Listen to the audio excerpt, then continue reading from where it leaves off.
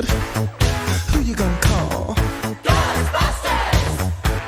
If there's something weird and it don't look good, who you gonna call?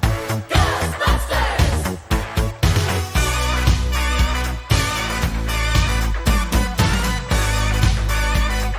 I ain't afraid of no ghosts.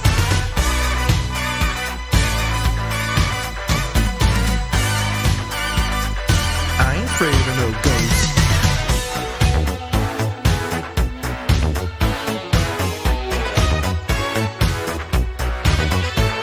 If you're seeing things running through your head, who can you call? Ghostbusters! An invisible man sleeping in your bed. Oh, who you gonna call? Ghostbusters!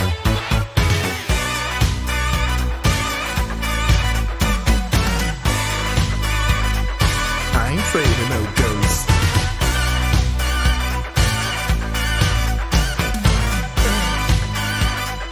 I ain't afraid of no ghosts. Who you gonna call? Ghostbusters! If you're all alone, pick up the phone and call Ghostbusters! I ain't afraid of no ghosts. My head likes the girls. I ain't afraid of no ghosts. Yeah, yeah, yeah, yeah. Who you gonna call? Ghostbusters! If you have a dose of a freaky ghost, baby, you better call Ghostbusters!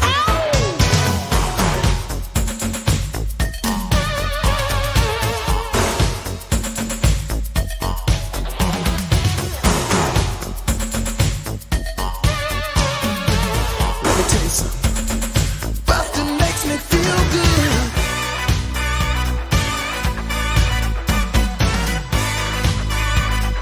I ain't afraid of no ghosts.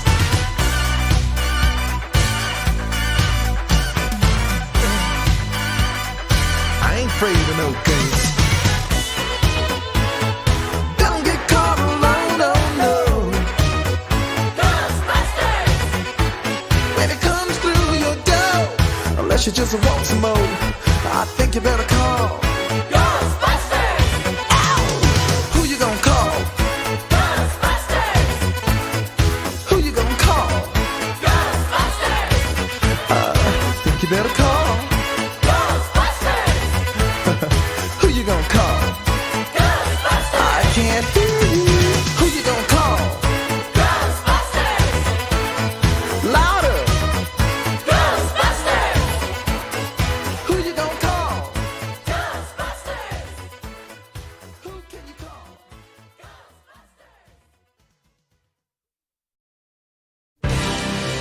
You made a fool of me, but the broken dreams have got to end.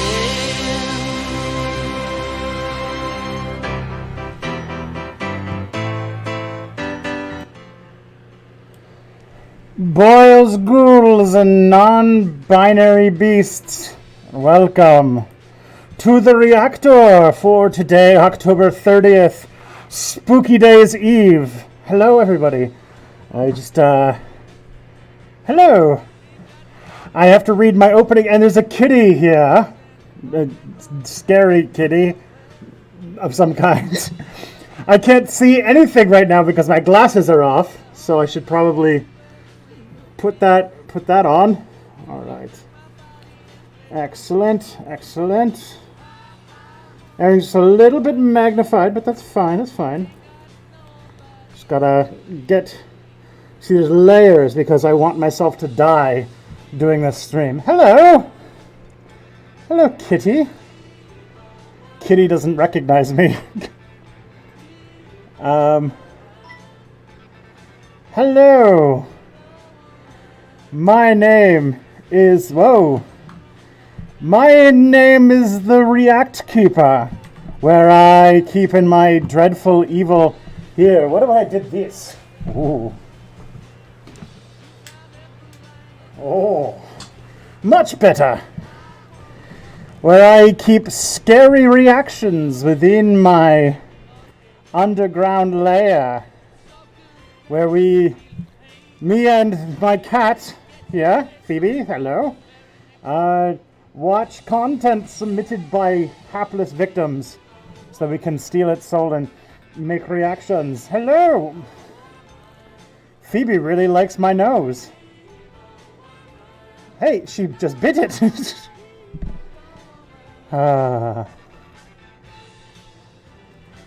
So, should probably tell you who the hell I am. My name is the React Keeper. I stream on Mondays, Tuesdays, and Fridays. And on Mondays, I stream from 12 to 2 with Mia Mulder, where we do a show called The Monday Discourse, where we talk about things that happened on the internet that are silly. Tuesday night, we do Step Back Tonight from 7 to 9. It's very fun. Phoebe is also headbutting the microphone now. And on Step Back Tonight, we just kind of chill out and do stuff. And then what you're watching tonight is the Reactor, where we unleash the souls of the damned by watching their submitted links to our to the Discord channel.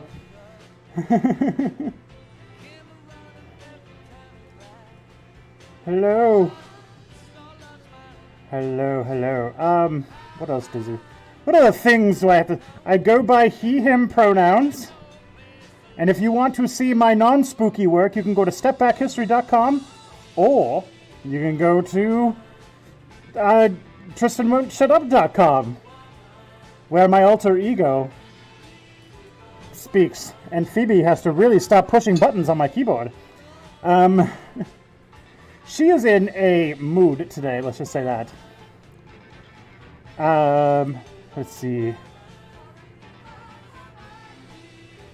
If you are on Twitch Prime and you want to help support top-notch content like this, well then, I do have to say that there is something called Amazon Prime. If you're an Amazon Prime person, because you wanted to watch, what's a spooky thing that's on Amazon Prime?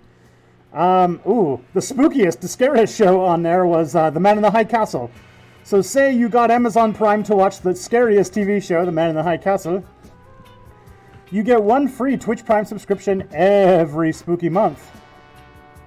And if you choose an independent creator, I'd be very happy if you choose Step Back History. I'd be even more appreciative because, you know, we do a revenue sharing program. Oh boy, Racist Andy. That's an ominous username. Oh dear. We're gonna see if I can keep this shtick up as long as possible. I don't care. If you want to see my latest spooky videos, my latest Step Back video just came out yesterday. It's on Dinesh D'Souza and right-wing grifters and what history means, but spooky. What's my latest Tristan Roach stuff videos about school, and my school can be better if we just worked on it. And then I guess my next one for that channel is supposed to be on innovation and all that kind of fun thing, while my next Step Back video is going to be on militias and Vietnam and white nationalism, the scariest of the spooky ghosts. I think that's all the things. Okay. Let's see what's going on in the chat room.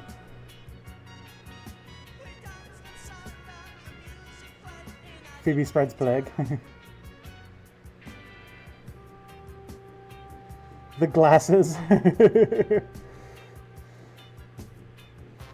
So that's the first time my friend saw your stream. Plague Sona Tristan is quite the sight for the unprepared. Well, you know, that's life. I'm glad that Kelly finds the glasses funny. I had a completely different reading of... Okay. Hello, Plague Doctor. Thank you. What do you think the odds are that we'll have a good idea Biden won the day after the elections based on some recent rulings and what Kavanaugh said about them?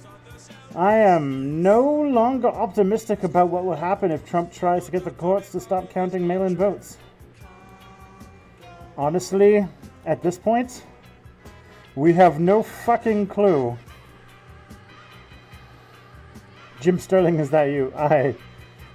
I wish I had Jim Sterling's talent. I could not possibly get myself mad about video games to that level. The pain of the FedEx is in the last sessions of your deceased... oh my goodness. Well, that's... I'm very sorry about that. I'll try to keep things lighthearted and spooky for you then. Okay.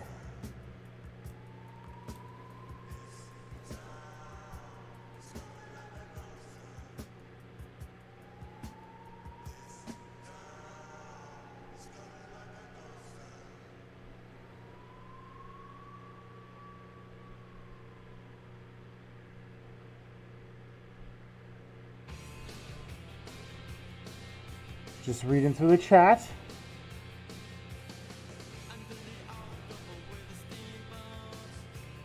Leaving due to censorship and snowflake appeasement plus no sense of humor and evidence. What? Okay. Whatever. Bye. I like how Tristan looks like he should be answering phone calls in a fantasy office space. Hello, welcome to the Soul Reaver hotline. How may I help you?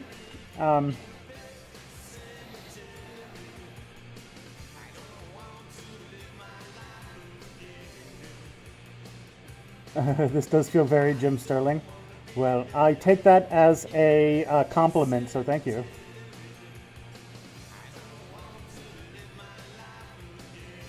Okay, did you make that mask? No, I bought it off Etsy!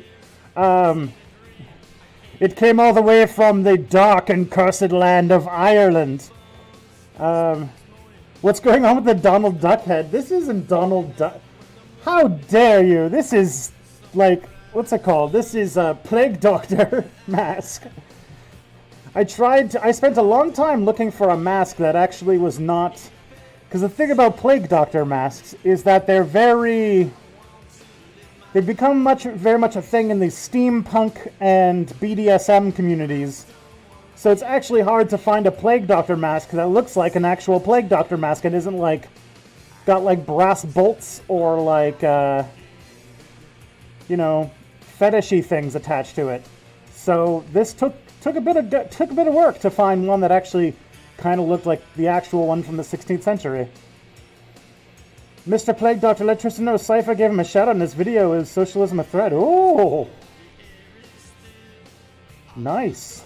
Thank you, Zane Rosler, for the 5 for your spooky chat.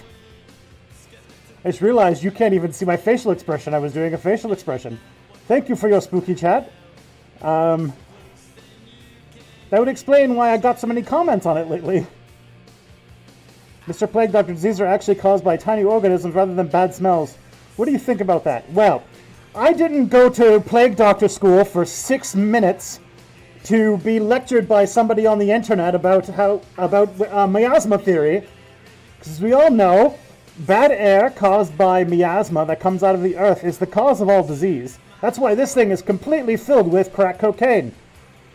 Oh, yeah, it smells great and it keeps me going. Wait, I just need one more.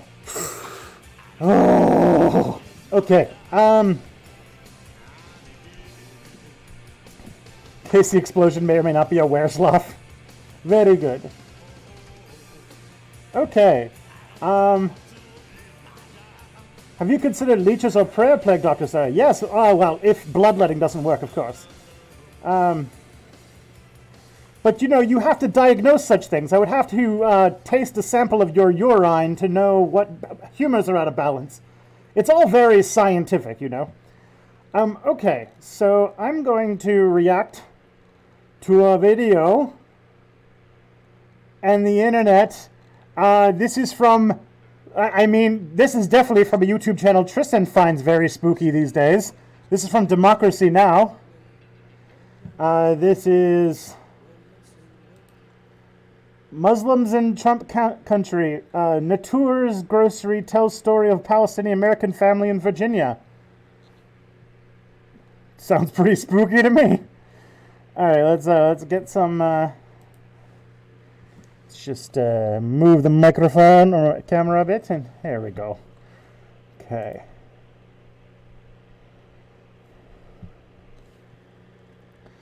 Let's watch this video. This is Democracy Now! I'm Amy Goodman. As the presidential race enters its final full week, President Trump's continuing to run a campaign filled with attacks on immigrants and even... You look like a quack. I am a very proficient doctor. I am the master of all of the bodily humors. If you need bloodletting, you come to me. I'm a fucking pro. The Duke of Northumbria once came to me to fix his ailment. He survived. He lost 7 fingers, but I would say it was better than if he had gone to an alternative. Immigrant members of Congress. During one recent rally in Michigan, Trump claimed Congresswoman Ilhan Omar of Minnesota, quote, truly hates our country, he said. Omar is the first Somali-American elected to Congress, and along with Rashida Tlaib, a Palestinian-American Congress member, one of just 2 Muslim women ever elected to Congress. Well, today we take a look at what it's like for one Palestinian-American family living in Trump's America.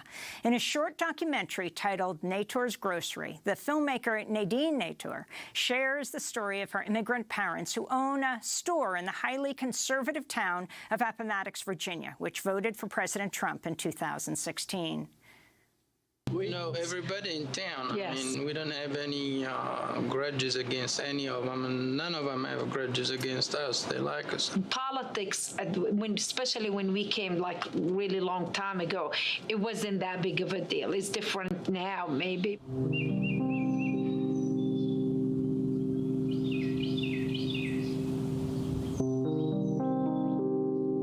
I think Islam hates us.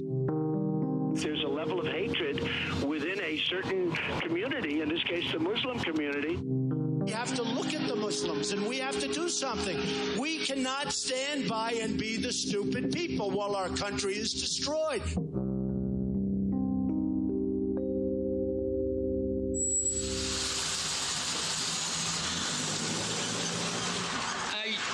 Have a motto that do not talk about politics or religion with your customer. If you do, you lose them.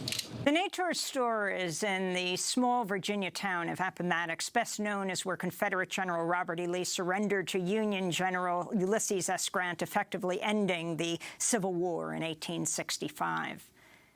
Appomattox is beautiful. Everybody knows everybody. In between Lynchburg and Richmond. There ain't much to do around here.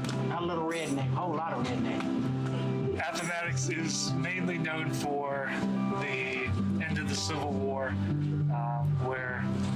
Sorry, somebody started to look like a crow, so I had to go get my plague doctor hat because I forgot about that part of the ensemble. Because I'm a professional.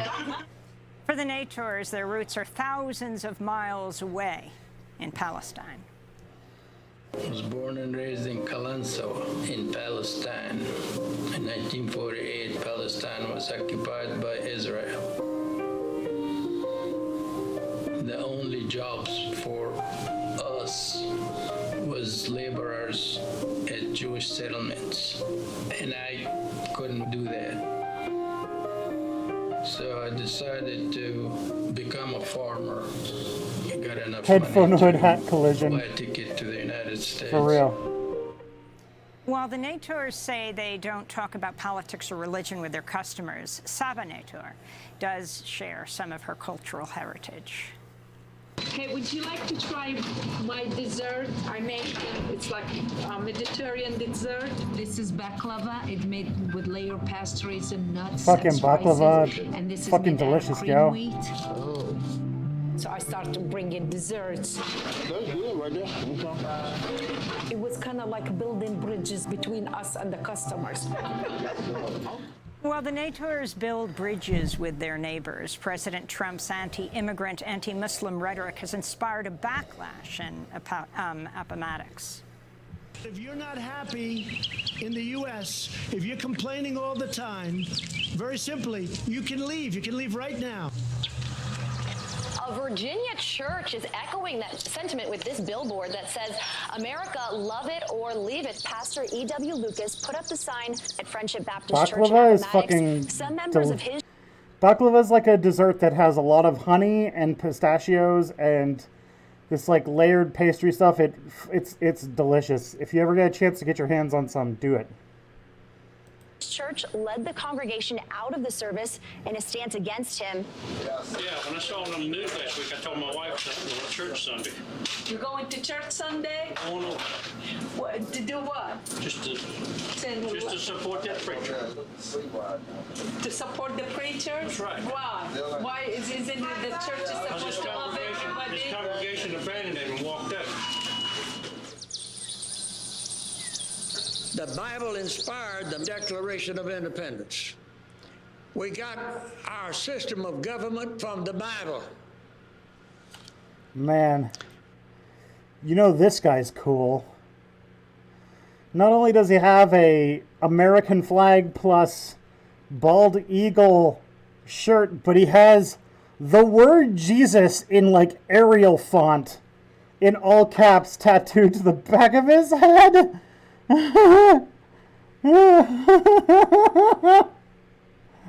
Oh boy. This guy looks like he's real fun. He looks like a Wooly Willy where all of the hair went to his beard. He has a sus tattoo. He is fairly sus. And yeah, the idea of like the Constitution being made by the Bible is like, law what, bro?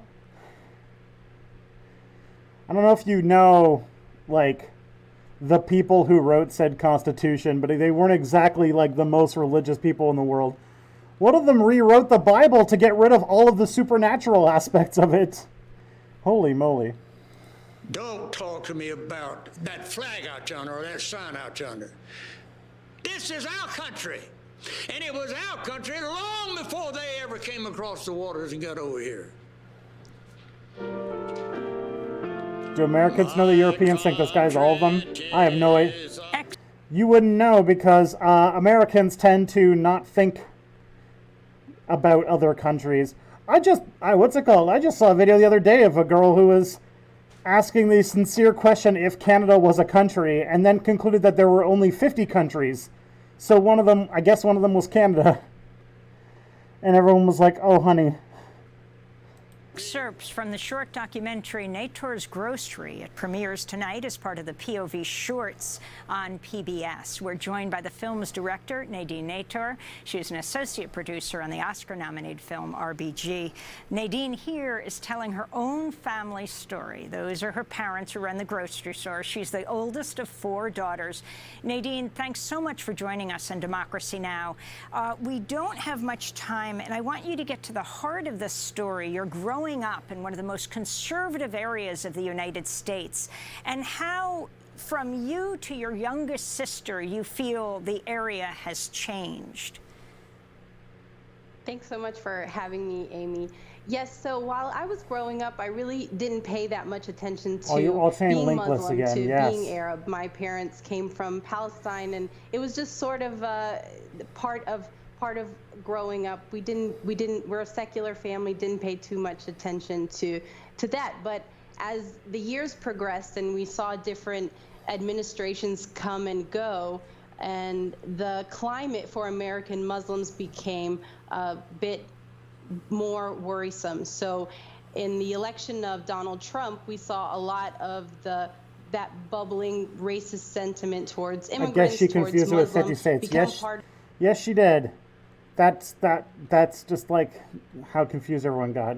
Of the mainstream discourse. And whereas I really never thought about it when it comes to my youngest sister, who you see in the film, she fended off ignorant comments or attacks on her heritage as she was going through school. So you really could see a shift in the attitude towards Muslims, towards immigrants, and especially with the election of Donald Trump, the underlying discourse sort of was brought out into the open.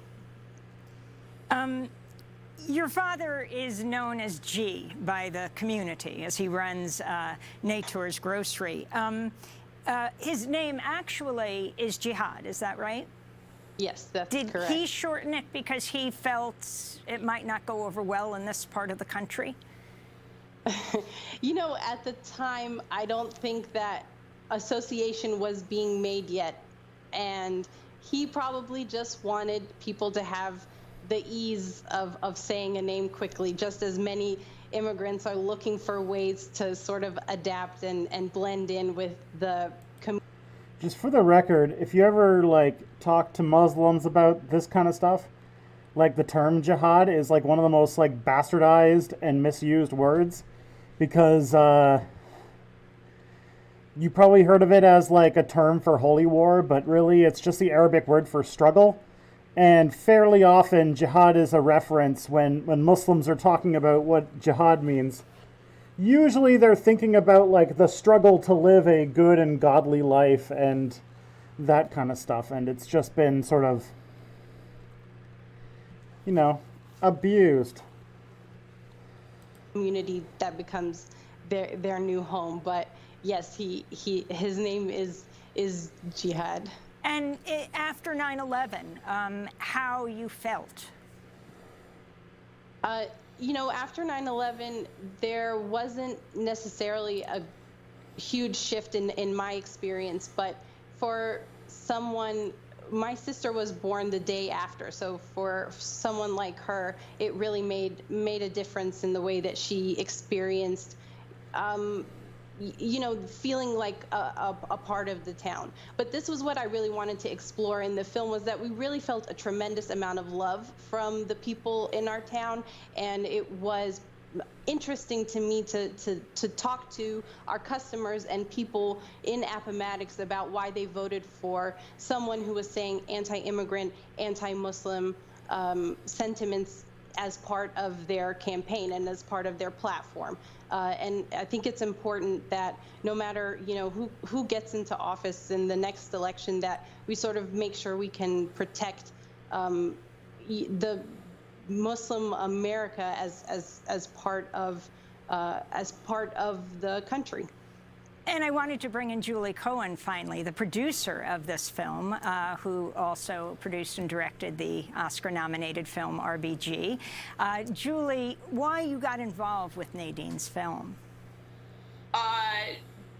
First of all, because of my belief in Nadine as a filmmaker, but also just the story of her family is so incredible. I mean, you hear those sound bites at the beginning and that you were mentioning of Donald Trump saying, Muslims hate this country. I mean, when you see this film, the Nadine's family represents in every way so beautifully the American dream.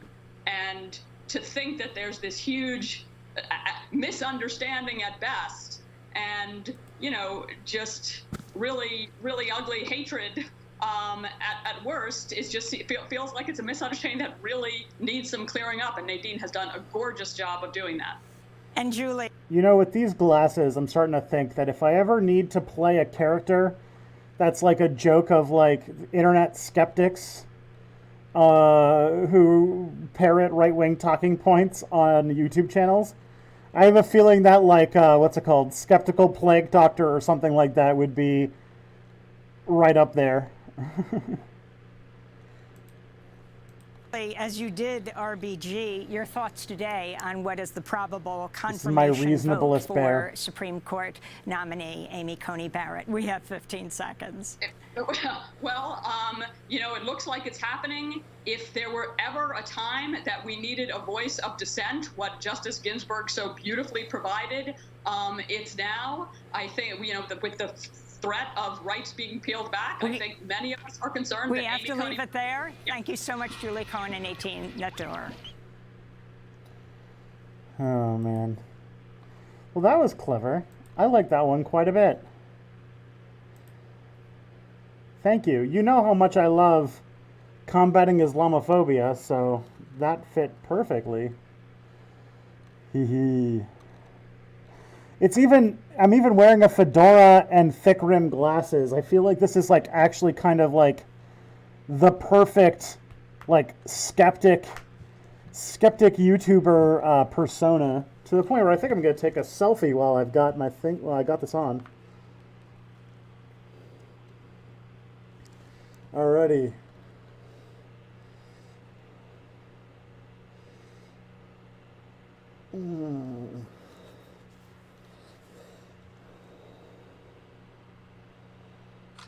Got it. All right. Magog, the transphobic YouTube wizard. Oh, God.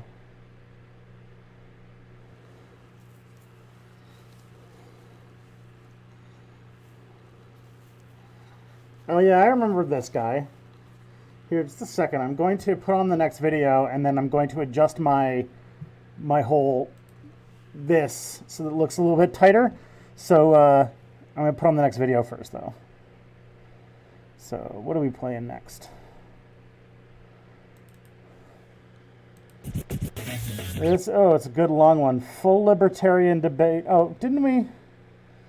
Sam Cedar and former libertarian presidential candidate. All right, well, let's see where this sounds long. Long enough for me to get to change my stuff. Alrighty.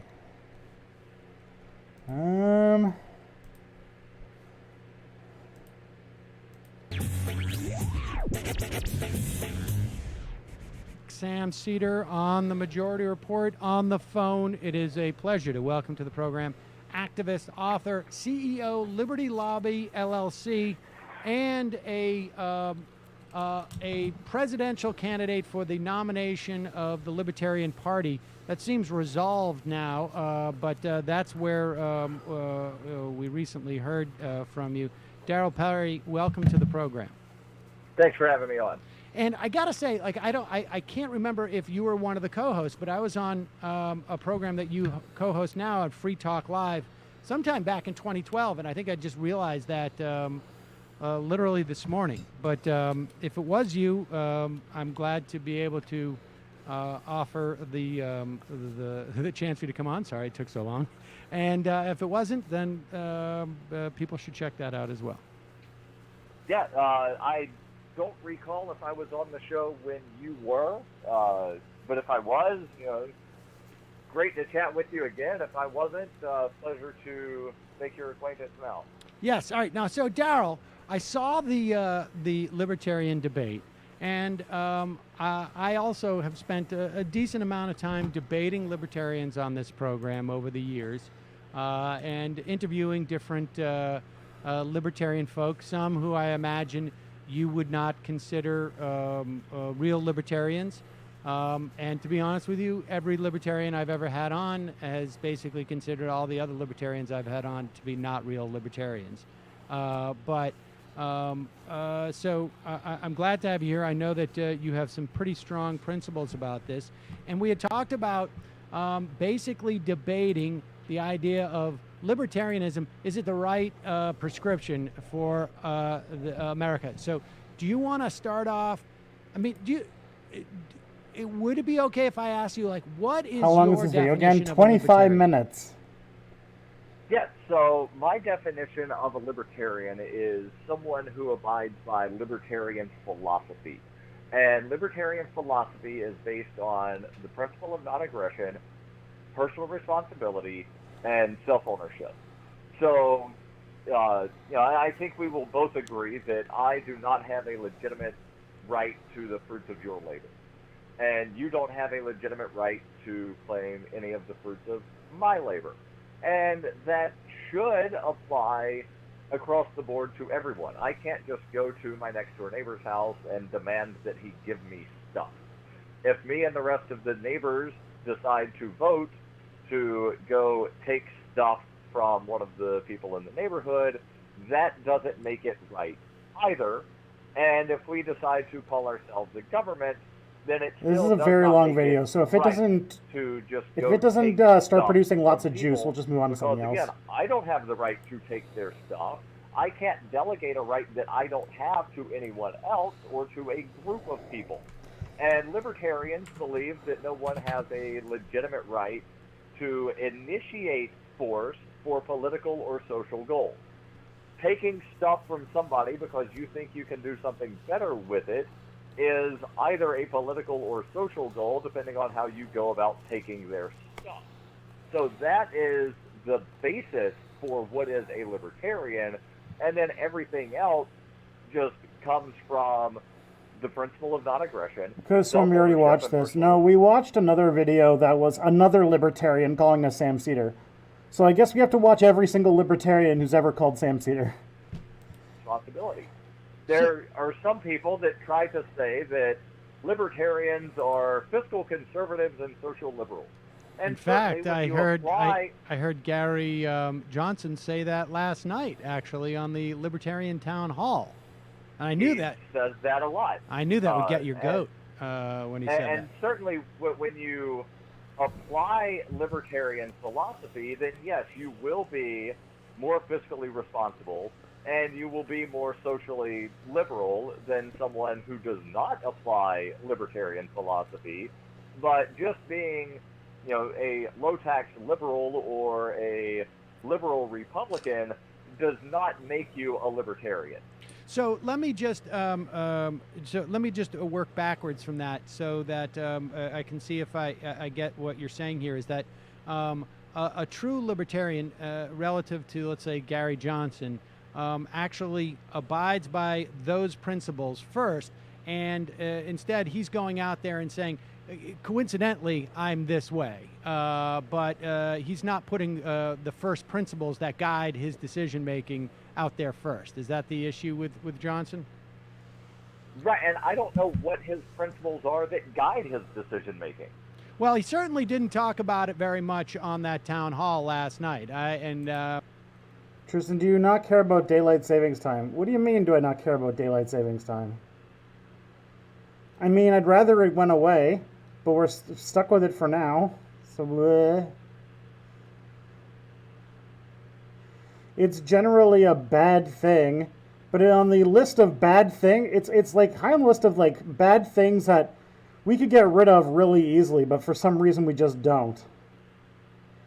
But like daylight savings is just sort of like definitely like a low urgency major problem, I would say. You usually have this stream from 8 to 11, but now you began at 7. Okay. Well, what's it called? Daylight savings works differently in the Americas than it does in Europe, so that's how life goes. I didn't watch the town hall last night, but I can tell you from the numerous debates that I have participated in with Governor Johnson that he has not said what his driving principles are in any of the debates that we participated in. He's not said it in any of the speeches I've seen him give. So I am honestly convinced that he just believes that being a liberal Republican or a low-tax liberal is what makes someone a libertarian, and that's absolutely not true, because based on that definition that Governor Johnson uses, it could be argued that Michael Bloomberg and John Kasich are libertarians, and I don't think either man would want that word applied to them. Indeed. All right, so let's get to the heart of the matter. And I want to point out one thing that you were talking about. You said that you don't have a right to my labor, and I don't have a right to your labor, and I think we would agree on that. And then you said, also, I don't have a right to go into my neighbor's house and take his stuff.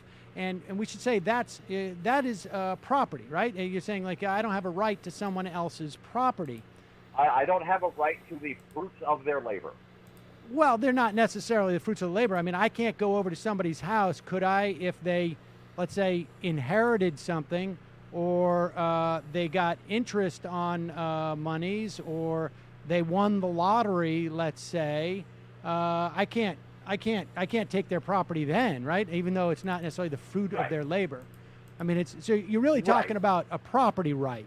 And That's where I find that to be. And the reason I don't use the term property or did not use the term property is because there are some people that will allege that all property is theft, but they recognize that people have a right to gather possessions, if you will.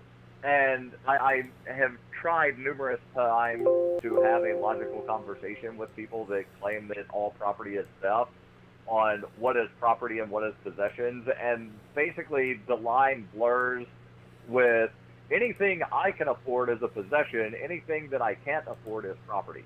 Yeah, that's it. Okay.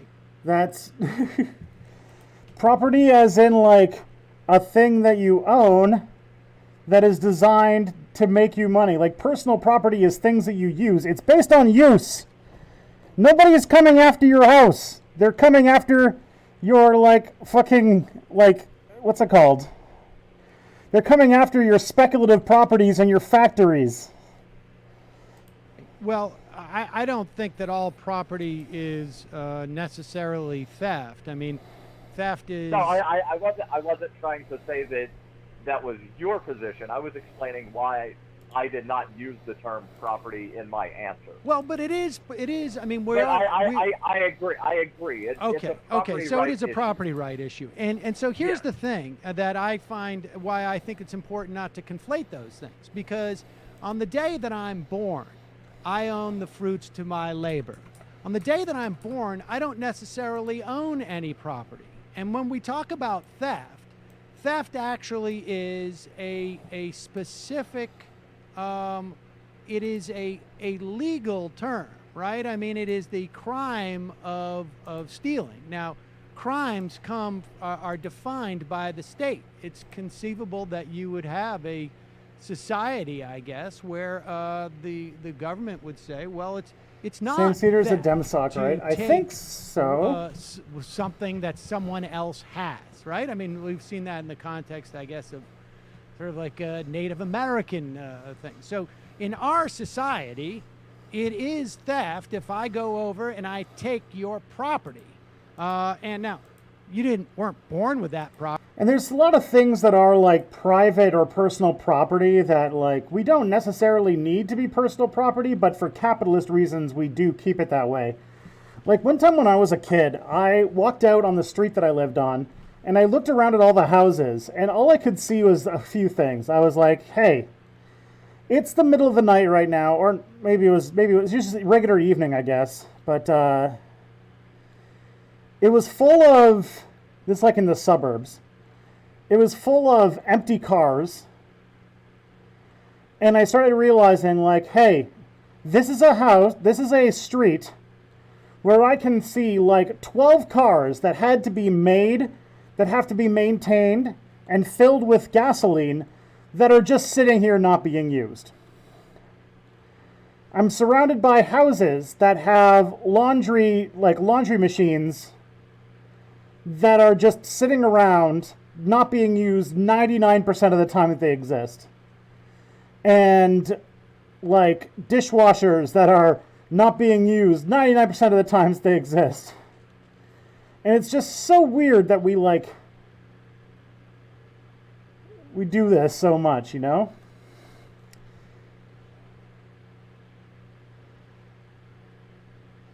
That we just we have so many things that we each have to have on our own, but for the most of the time that it exists, we never use it. Property, you got it in some fashion. Maybe it was the fruits of your labor. Maybe you inherited it. Maybe it was accrued interest. Maybe you found it or something like that. But just because you found it doesn't mean that I can come and take it. Those are property rights that are bestowed upon us by a government, right? I mean, our society gives us rights to property. I disagree that you only have a right to property because of government. I believe that rights are inherent. You have rights because you're a human being. So the difference is to what degree any government will recognize those rights. I honestly believe that the people in North Korea have as many rights as I do. They just aren't aware that they have rights. So, I mean, when you look at, let's say, like the First Amendment, right, and you compare that to a place like that we have in this country. I would get extra space if I could just use a communal laundromat. Yeah, like for... Like, I know that communal, like, laundromats and stuff like that are a pain in the ass, but if you think about... I was thinking about, like, the book The Dispossessed, right? Like, where a lot of the times the anarchists lived in, like, these sort of communal homes that were sort of similar to, like, living in dorms, but the dorms could be big enough to host entire families if you wanted to. And, like, their mess hall, like, the thing is, like, instead of people would get together and cook big communal meals together, and they would, like a lot of things were communal. It was almost like, it was almost like living in almost dorm living. And in some ways I was like, man, wouldn't it be nice if that was what life was like? I don't know.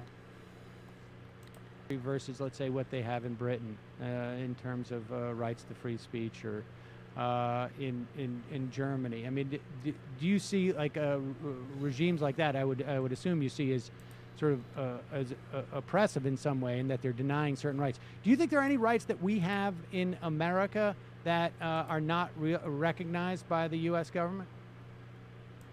Yeah, I don't, according to the United States government, I don't have the right to secede from the United States of America.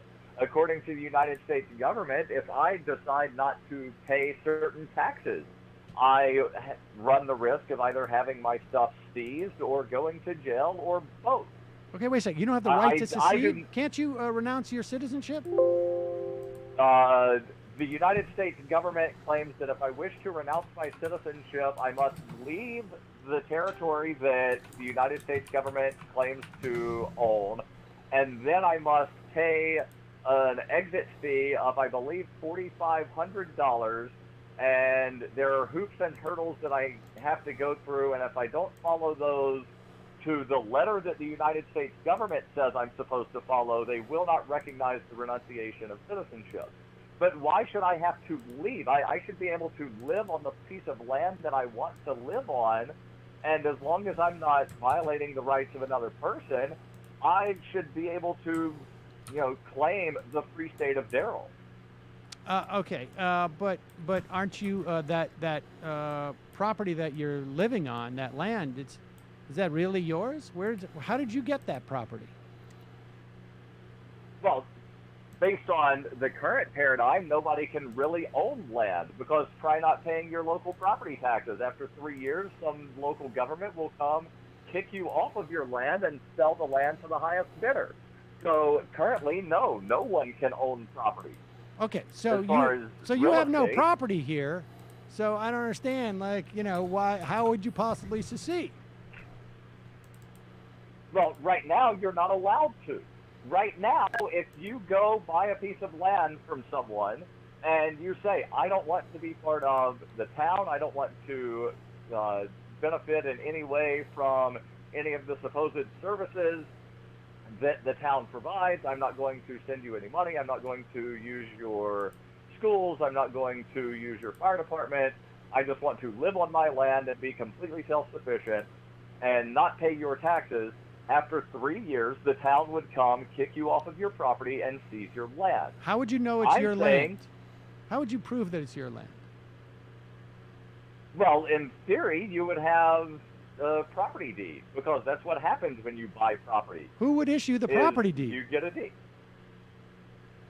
Well, right now, there are governments that issue those things. And what I'm saying is, we're talking about the current paradigm of how could you own land? And there are things right now that exist. When you go buy land, you get a deed for the land. Right. If you're talking about what would happen in a free society, then there would be... All right, this is not a juicy video. Let's find something more fun to watch. Okay. Amos Yee arrested for soliciting a child. 44 minutes? This better be the best YouTube video in the world. That sounds like you want adults to prey on children. But exactly. It's actually not as controversial as you think. For example, I think in the Netherlands, the age of consent is something like 12 or 14. So you're being treated like you're a terrible criminal, but that means the Dutch are terrible criminals as well. Exactly. So well, look, it is an arbitrary. Pedophile whataboutism. Oh yes, it's real. We've experienced it. Now you see, now you see. Some people might deem that you're both pedophiles. Yeah, isn't there like a sort of like mounting body of evidence that Sargon might be have some attraction to children? I try to think of a more diplomatic term to use. You previously said, I think, with respect to what gives. Whatever, man. Go watch the video Amos E in Cell Block C. He completely lied about me. Once again, Medicare, I'll fucking destroy you if you let me on. It didn't make a video saying that you were kicked out of that first house I've literally never heard of Amos Yee before this. I don't know anything about this guy. You were at for doing these types of videos? Christ. Well, yeah, that's why I had this new house. And he said that I was just lying that I was kicked out, so. Amos. Well, he meant about the first house. Here's a good video with Sargon. He's not trolling. If like a child can be introduced to sex as like quickly as possible. So yeah, I really would think that a kid having dick would be a good idea, buddy. Honestly. Okay, but let's say. But anyway, look at his fucking face. He's just having a great time violating. So this guy is just so we know that the law of the chain of causation here. I just realized I'm reacting to Lance reacting to Sargon of Akkad reacting to Amos Yee's video. Just so that we got this all together here. Social norms. It's reactions all the way down. Oh, whoa. Amos Yee charged with child porn in the United States. Oh, that happened. Uh-oh. Oh no. It might be that all that video clips, all those interviews, all that time you spent defending Amos Yee is now in vain? Oh no. I think it really depends on the child, really, doesn't it? Because some kids mature faster than others. Carl Benjamin will give Britain his voice back. Come on. Oh, it depends on the age of consent. It depends on the child. Interesting. Man, what's it called? This, like, I don't even know what you call it. I don't even know how many acts freaking Carl Gon has had now. But it's like, Sargon's like, his post, like, just completely eating shit in the EU elections has just been like, is he even relevant anymore? Why do we care about him now? Like, is he done? Is his 15 minutes up? Are we finally in a universe where we don't have to talk about Carl fucking Benjamin anymore? Please say this is true. I would be so... Because, like, what's it called? Jordan Balthazar Peterson always seems to enter into the news when he's at 14 minutes and 59 seconds on his 15 minutes of fame. But, like,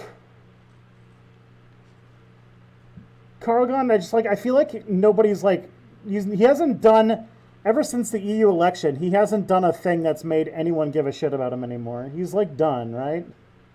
Please?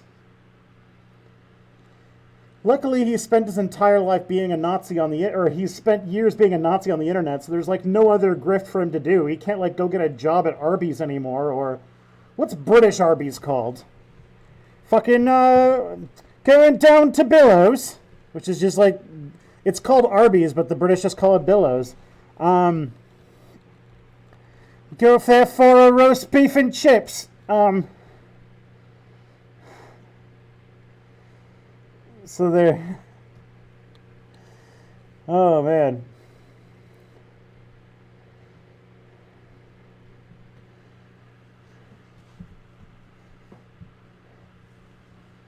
Going down to Pillows for a nice roast beef and chips. Yes. Go on. Oh boy. Yeah, so, I don't know. So let me ask, since being in the U.S., one of your biggest controversies was Didn't about, Jordan Peterson's wife die too? I know that she has like very advanced kidney cancer, but I don't know if she's died though. Pedophilia. Oh yeah. Pedophilia. You support that? You believe that's okay? Oh yeah. I do think yeah. You believe Pedophilia. that older men and women.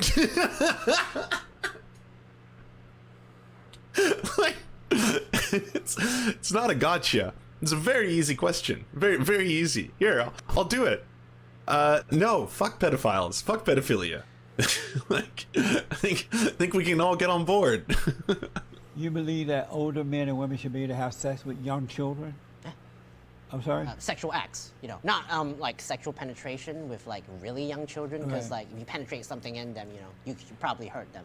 So maybe wait until like the age 12, then penetrate. But in terms of like sexual acts, Holy older shit, people man. making out with young. Okay, that was plenty for me. I've had enough internet for one day, haven't you? I don't think Just before we get started, some of you. I don't really know all that much about Amos Yee, and after seeing this, I really have no desire to learn more. My desire to learn more has broken through the floor. So let's nope. Let's see what Biographics has to say about Kim Il-sung. This sounds fun. I literally am more interested in Kim Il-sung than whatever Amos Yee. Fuck him. Might know that I have another channel called Mega Projects, which is all about mega projects. If you don't know about that, please do subscribe to it. Well, by popular demand, I wanted to cover some things on that channel that weren't quite mega enough for it, so I present to you a brand new channel, Side Project. He has a million. Yeah, isn't this guy just on everything? Projects cover stuff like secret Soviet space weapons, World War II's greatest airplanes, histories, lost treasures, and the movement of London Bridge from London to a random town in America, stuff like that. New videos every week, so if you were thinking, boy, Simon doesn't make enough content for me, well, good news for you. Subscribe to that channel, there is a link below, and let's get into it. North Korea is a nation that elicits certain kinds of reaction from the world, and not always the positive kinds. The country we know these days, at least from the global news perspective, is one that is fraught with controversy, a dictatorship of the highest order. This, of course, ignores the myriad of beautiful things that North Korea has to offer through its culture, food, music, and social graces, and the constant spectre of the current leader, Kim Jong-un, stirring the pot doesn't help matters. His father, Kim Jong-il, was also an expert at keeping world leaders on their toes. But before all of that, there was the founder of North Korea, Kim Il-sung. From the Is this the guy from Visualpolitik? Or some other... I don't know, I just feel like I've seen this face before in things. Ashes of World War II, he founded the country in 1948 with the help of the Soviet Union. During his reign, the country... I am subscribed to exactly 0 of this person's YouTube channels, and yet, for some reason, I just recognize the face and voice. North Korea Because, like, YouTube wants me to watch his shit so bad.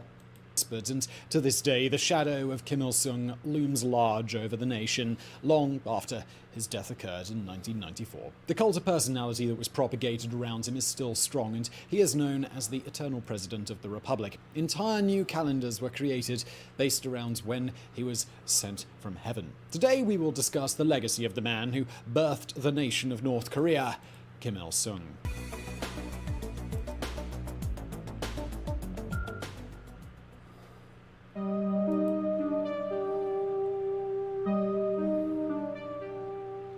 Kim Il-sung was born Kim Song-ju on April 15th, 1912, the same day the Titanic tragically plunged into the depths of the Atlantic Ocean, though his exact place of birth has been under scrutiny. We know that he was raised somewhere near the current capital of present-day North Korea, Pyongyang. His parents lived a modest life while raising him and his 2 brothers and tried to introduce religion into their lives, with several of his family members being involved in the Presbyterian faith. The faith of the family wasn't just relegated to the church. They also held the fervent belief that the Japanese occupation of Korea was wrong and unjust. Japan You had been don't taking over say. the Korean peninsula 2 years before Kim was born, and his family outwardly and publicly protested the act. Japan's response to the Korean uprising was swift and measured, with over 50,000 arrests of Korean citizens in Kim's birth year. Japan effectively ruled the country from 1910 until the end of World War II in 1945, and countless families were displaced. Kim and his family were included in this displacement, and Kim himself would not return to his home country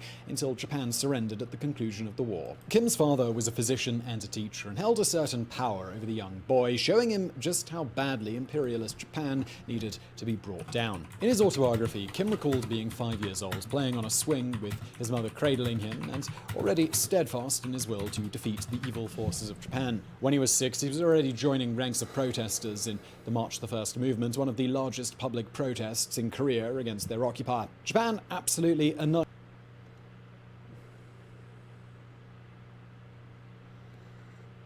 Correlation equals causation. Titanic and Kim's birth. Yeah, I mean, makes sense to me. Annihilated the rebellion, but Kim, at least according to his own accounts, was right there in the middle of the fray, later recalling, "When the adults cheered for independence, I joined them. The enemy used swords and guns indiscriminately against the masses. This was the day I..." Yeah, like, I thought, if I remember correctly, I mean, I get a feeling I'm going to get the historic.ly YouTube channel mad at me, or what's it called, historic.ly Twitter account mad at me for this, but didn't Kim Il-sung just, like, fucking, like, he didn't do shit during the war. Like, he just sat back and did stuff. He didn't, like, he didn't shoot a gun. He was like a fucking, like, low-level or, like, mid-level bureaucrat. Like, he was like, what's it called? He was a party man. Like, he just happened to be in charge because the person who was in front of him just died. Witnessed Korean blood being spilled for the first time. My young heart burned with indignation. Like, are they literally, like, just, like, using North Korean talking points to say where this guy's backstory? Since there isn't much in the way of concrete details of this part of Kim Il... Yeah, that's true. Yeah, he was the one who was who would do what Stalin told him to do, and that's why they put him in power. Il-sung's childhood, much of what we... What channel is this again? This is Biographics. Think we know is from his autobiography, which he certainly embellished. He spun tales of being a young boy and teen and laying spike strips across the road to take out Japanese police vehicles, but the crystallization of his supposed destiny to take his country back seems to have happened at age 14, when his father passed away while the family was in exile in Manchuria. Before he died, he told his eager son, "You must not forget that you belong to the country and the people. You must win back your country at all costs, even if your bones are broken and your bodies are torn apart." Kim Il-sung was still just an awkward teenager, but his upcoming school studies in UN Middle School in Manchuria would prepare him with the kind of revolutionary thought that would guide him through his formative years. Until then, he founded the Down with Imperialism Union, which is, well, exactly what it Maybe sounds North Korea like. wrote He the also script so you would do it attended if they paid him. the Hwasong Military Academy, but was does quickly seem- unimpressed. From what I'm picking up on this guy, he just basically voices and films like any video for any YouTube channel that will pay him money to do it. I want to thank this video's sponsor, the, what's it called? The Democratic Republic of North Korea. Hey, did you know that North Korea, all the things that you've read and heard about them doing that were grotesque human rights abuses? Well, you know, say to yourself, because it turns out that none of those things happened. All the bad things that North Korea did, none of them happened. Did you know that Kim Il-sung fought the Japanese himself and did not do bad things? All of the bad things are CIA ops. All of them, including the ones that the people who experienced them and then escaped the country have talked about. Multi-generational prisons? Nope. Didn't happen. What's it called? Kidnapping and capturing an American citizen and beating him so hard that he fucking went into a coma and died? Nope. Chuck Testa. No, I mean, what's it called? CIA propaganda. This is Tristan. with the extremely accurate report on North Korea, because North Korea, just say yes. Thank you, North Korea, for supporting this YouTube video. Okay, let's continue. By their methods, something you don't usually expect from a 14-year-old boy. He lasted 1 year at the academy in total. When at UN middle school, Kim began to lean towards communist ideals, rejecting the more traditional feudal views held by the older folks and adopting a more self-reliant outlook. He took part in forming an underground Marxist group at the age of 17, an act that earned him a short stint in jail when the police found out, and an abrupt end to his education. These small acts of aggression were just preparing him to formally join the Communist Party in China in 1931.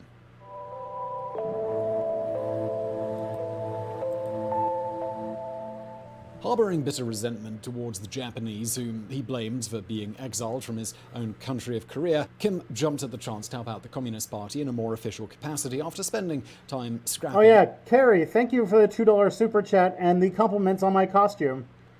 I mean, wait, I was playing a character. What was his name? Dr. Spookington, because it's scary Halloween stream. With several ragtag guerrilla groups in China. When he called Manchuria his temporary home, the Japanese hadn't bothered the region much until 1930, when several violent skirmishes arose, which made it clear that the conflict was impending.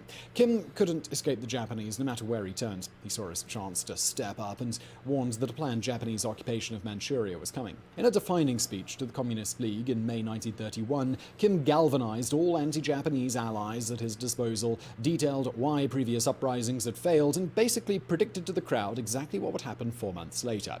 Soon after, the Japanese government used a minor attack on their railroads in Manchuria to send forces in and invade and install their own government. I also will make an apologist for China. This stream is sponsored by China. China, good country, great place to go. No genocide of Muslims here. No siree.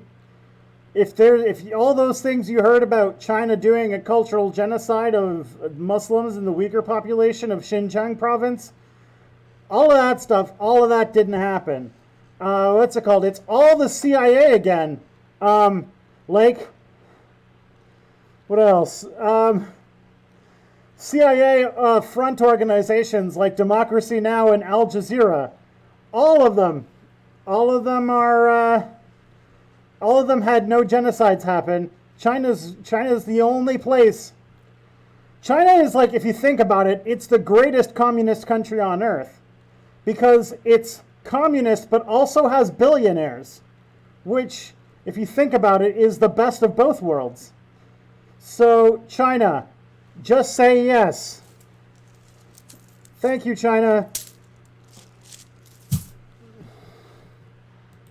Kim was incensed. He joined yet another coalition, the Northeast Anti-Japanese United Army. He took up arms and was given control of troops with the backing of the Communist Party of China. Kim led several hundred men into battle and earned the praise and tutelage of military higher-ups with close ties to Chinese leader Mao Zedong himself. This was the time Kim began to make himself larger than life and build his own legend as he saw fit. He changed his name. Remember the country of Tibet? No, you don't. That's a trick. Tibet was a hoax. It's just China now. Where did it go? I'm not telling you. Because Tibet never existed. It's just a thing that Bono made up. And we all know Bono sucks. So please stop with this fairy tale of saying that Tibet exists.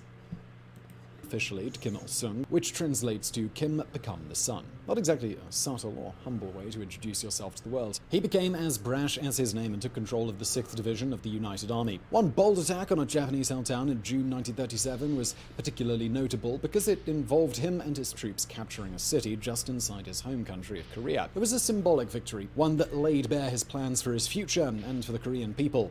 He was coming home, one way or another. The Japanese had begun taking notice of the young military leader too. They had wanted posters for his capture, labeling him the Tiger.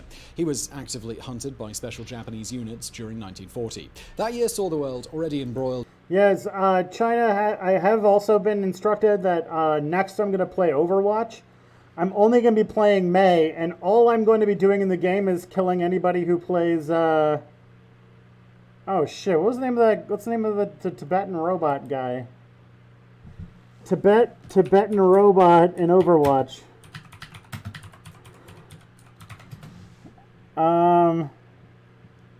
Zenyatta. So I'm going to play as Mei and shoot Zenyatta. In the Second World War, so battle lines were already being drawn all the You notice that Zenyatta is a robot because they couldn't find any real Tibetans to play the character in Overwatch. So therefore, yeah, Tibet not real. way around the globe. One place where Kim's efforts were appreciated was the Soviet Union, and that country offered him a sort of refuge when Japanese forces went after him, and allowed his regiment to be trained by Soviet forces, and he even joined the Soviet Red Army as a major and fought with them for the rest of the war. Kim was also beginning to grow his family, as these years saw him and his wife, Kim Jong-suk, having 3 children, one of whom was Kim Jong-il, who would go on to start his own special brand of trouble a little later on.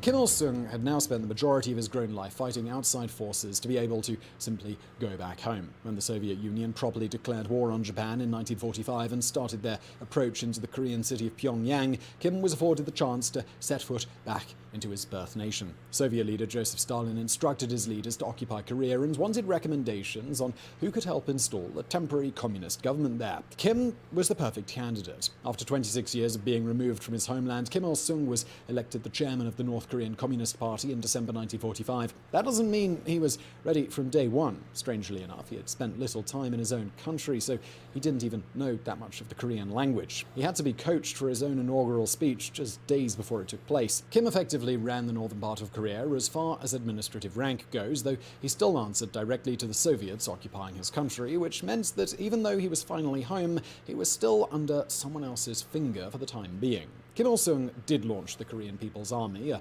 offshoot of the Communist Party, and used his previous military experience and contacts to form a formidable army and air force, again using that.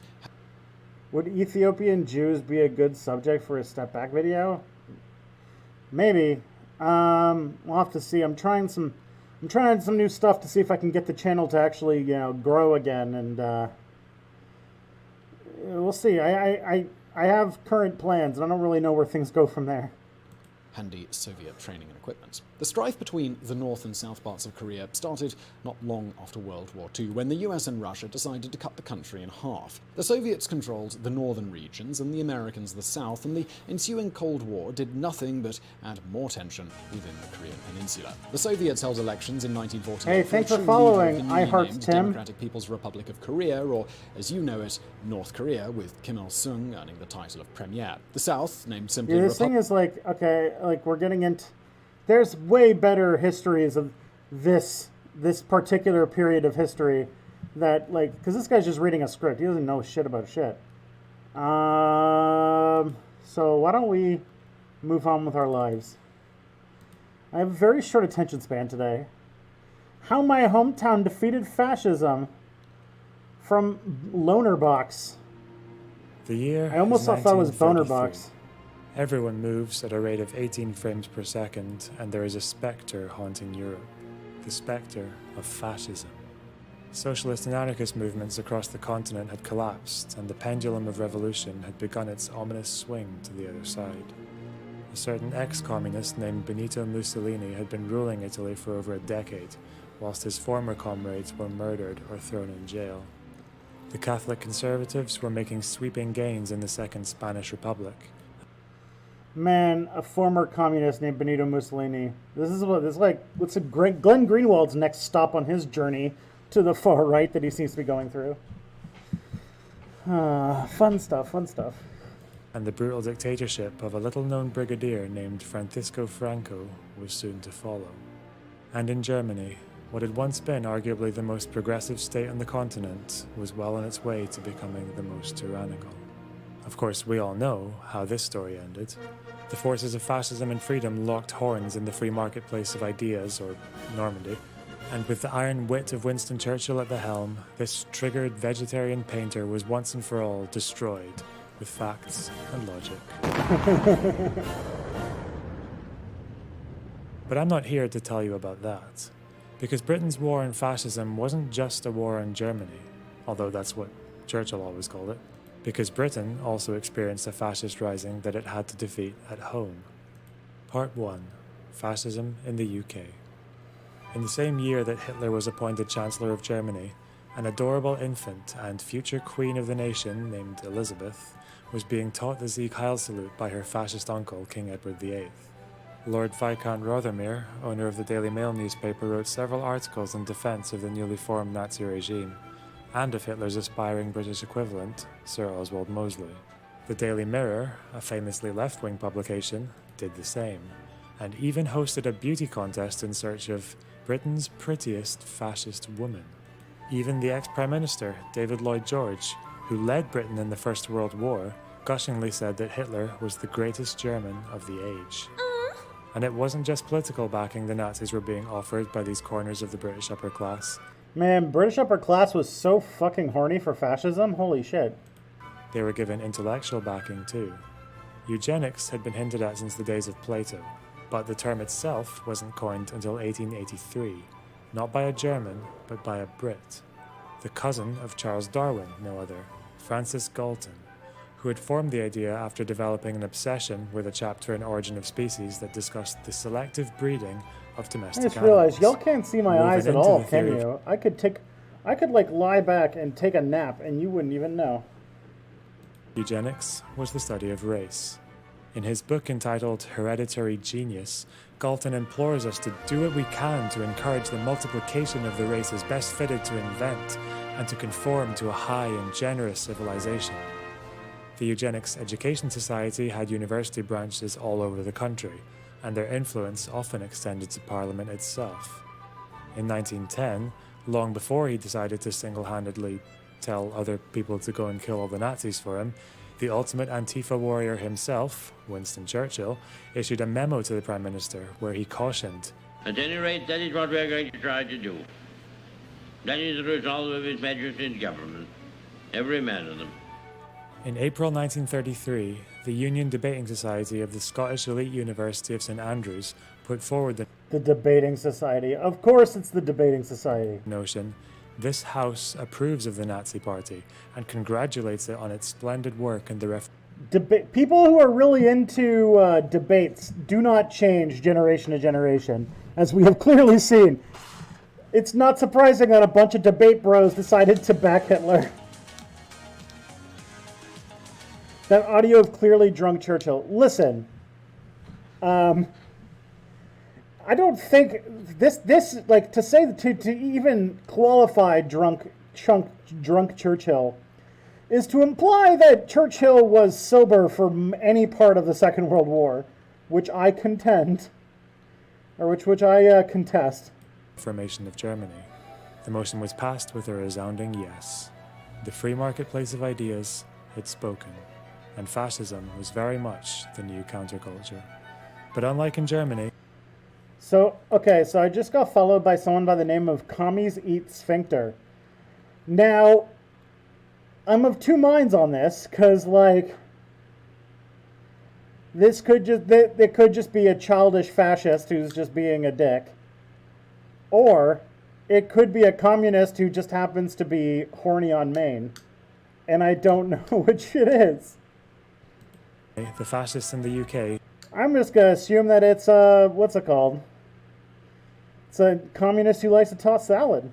Never took power. Well, why not? I'm so glad you asked. If you ask a typical British pundit this question, they'll usually respond with something like, "You see, the British people have always been endowed with a sense of moderation. There is an essence of the British character that is stable, pragmatic, less susceptible to the chaos of revolutionary extremes." I should remind you this is the same nation that conquered and plundered a quarter of the globe whilst also inventing concentration camps, but that's just by the by. And as we've just seen, a good section of the British elites were far from politically moderate. They were ready for fascism. The king was ready for fascism. And while they were reassuring themselves that the facts and science were on their side and that Hitler's anti-Semitism was probably just trolling, the working classes of Britain were also humouring a not-so-moderate idea of their own, the idea of communism. As we're about to see, the rise and fall of fascism in the UK had everything to do with extreme ideology, and the extreme determination of both sides involved. In the 1930s, Oswald Mosley had high hopes for his party, the British Union of Fascists, and he spent the decade trying to establish strongholds in major cities up and down the country. In this video, I'm going to be talking about events surrounding the BUF in one of their most important target cities, the small coastal town of Aberdeen in the northeast of Scotland. Between 1936 and 1939, Aberdeen was the centre of fascist activity in Scotland and arguably the whole of the UK. The events that occurred in this period will be the subject of this video, and I'm doing this for a few reasons. Firstly, this is the town I grew up in. I also thought it would be good to take an example from Scotland, because it seems like our only representation on political YouTube so far has been from a fascist Furby and the single most depressing entity in the entire known universe. But mostly I think this story contributes in its own... Did you just call Count Dankula a fascist Furby? Because that fucking rules. ...own little way to the argument about how fascism should be dealt with. Now, the issue that usually splits people here is one of free speech, and there are...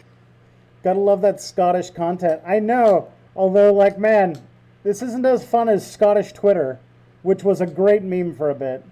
Questions you can ask, like, should we prepare ourselves with arguments to debunk fascist talking points?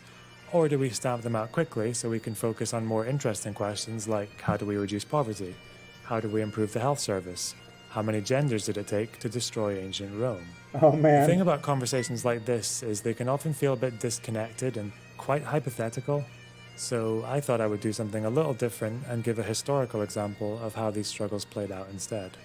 This whole video won't be much of an attempt to persuade you of anything, but rather just Who's to that other share guy he something made that fun I of? think That was Millennial Woes.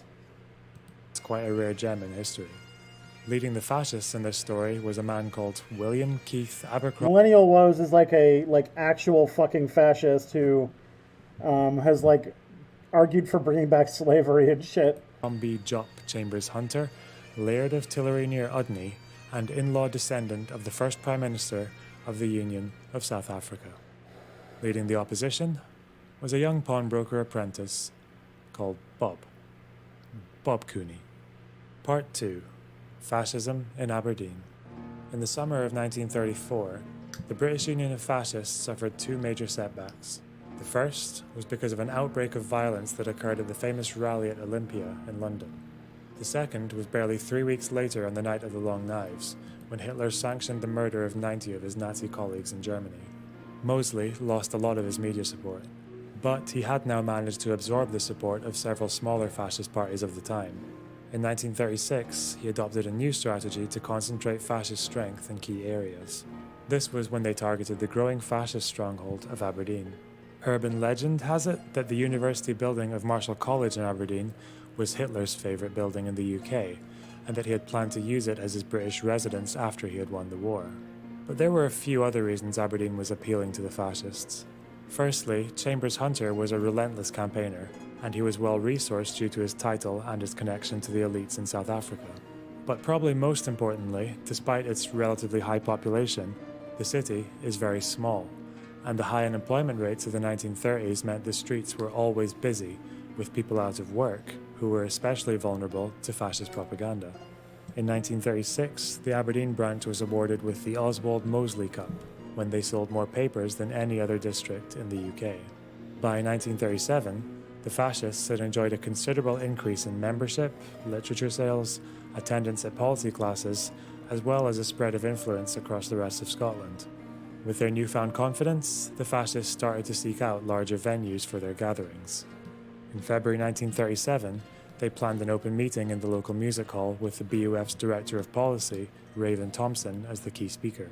But now that the fascists were making their presence known, they started to attract opposition, most of which came from the men and women of the Communist Party. When they heard about the music hall meeting, their plan was to attend the event themselves. The meeting was due to start at 7:30 in the evening, But by 6:30, it was clear that almost no one in the audience was there Is to this the listen. International? Obviously, the footage I'm using here is not from Aberdeen. This is from Dear White People, but the sentiment is pretty much the same. For a full hour, the communists filled the hall with shouting and singing, which only got louder as the speakers made their way to the platform. As Raven Thompson tried to persist with his speech and asked the crowd for silence, an activist stood up waving a red flag which set off a chorus of people singing an English rendition of the socialist anthem, The International. The chief constable, who was in no mood for starting a fight, announced to the organisers that the event was cancelled. The fascists left before the meeting could begin, and the communists celebrated by marching up the town thoroughfare and held their own rally in the market stance, Classic a song. public square in the town centre. After the music hall event, the BUF were forced to adopt what was known as a hit-and-run strategy. This meant they had outdoor meetings which were quick and they were never advertised.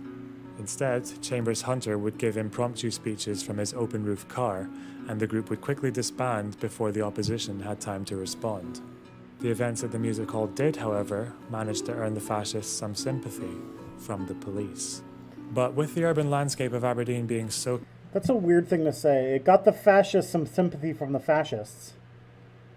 Like, isn't that kind of redundant?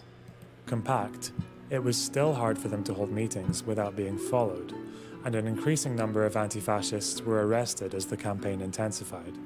Even with the fascists resorting to small, last-minute gatherings, the determination of the communists and other anti-fascists to stop them was striking.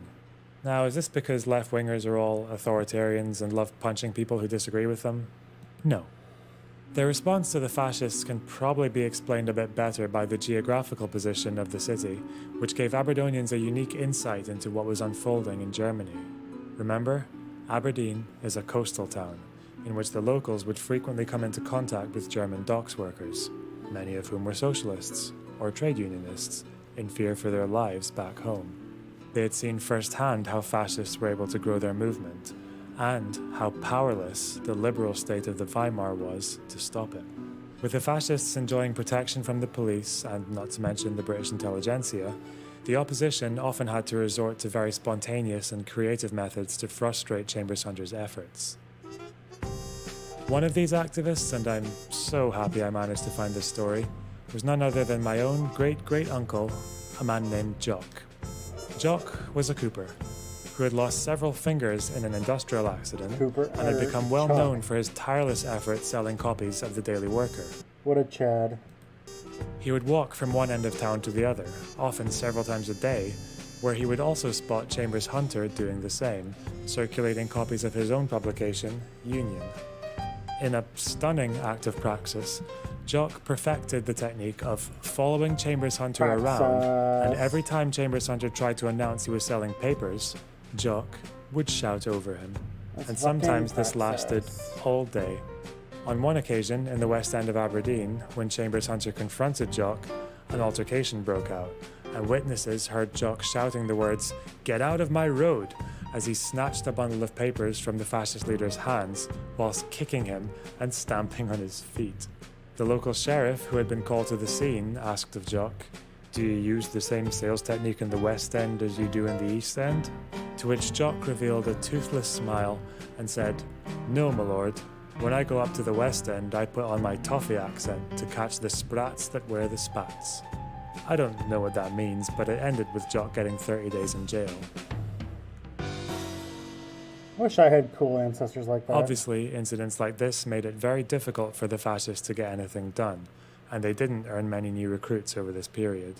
But in the summer of 1937, they chose to defy the communists and planned a rally at the market stance. The event was scheduled for a Sunday evening on the 25th of July. It was advertised on the evening before in a local newspaper with the heading, "Chambers Hunter will explain why Mosley will win." But many of the anti-fascists had jobs as tram and bus drivers. Word of the meeting spilled out quickly, and the Communist Party already had a rally planned on the same day at 11 a.m., 8 hours before the fascist event. Bob Cooney addressed the audience and curious passers-by, and the plan was simple: to arrive in the evening and fill the place with vocal opposition. They wrote the message down into the pavements using pipe clay, sent telegrams. See, like, deplatforming has always been a thing. And others just walked across town, knocking on doors to spread the word. By the evening, around 2,000 people had turned up, and most of them were there to oppose the fascists. But this was where something very interesting happened. I should point out here that Market Stance is surrounded by a perimeter of residential buildings, and people didn't need permission to hold meetings or give speeches here, but the use of speakers and megaphones was forbidden. So, on this occasion, when the fascists arrived with Chambers Hunter and a large van that had been fitted with 4 loudspeakers, the police did nothing. The speakers were big enough that no amount of shouting would keep Chambers Hunter quiet this time. But with the police unwilling to stop them being used to enforce the rule that they themselves had put in place, the initiative was instead left to the anti-fascists. As Chambers Hunter started speaking, a member of the Communist Party named Duncan Robertson leapt onto the van as the crowd surrounded it.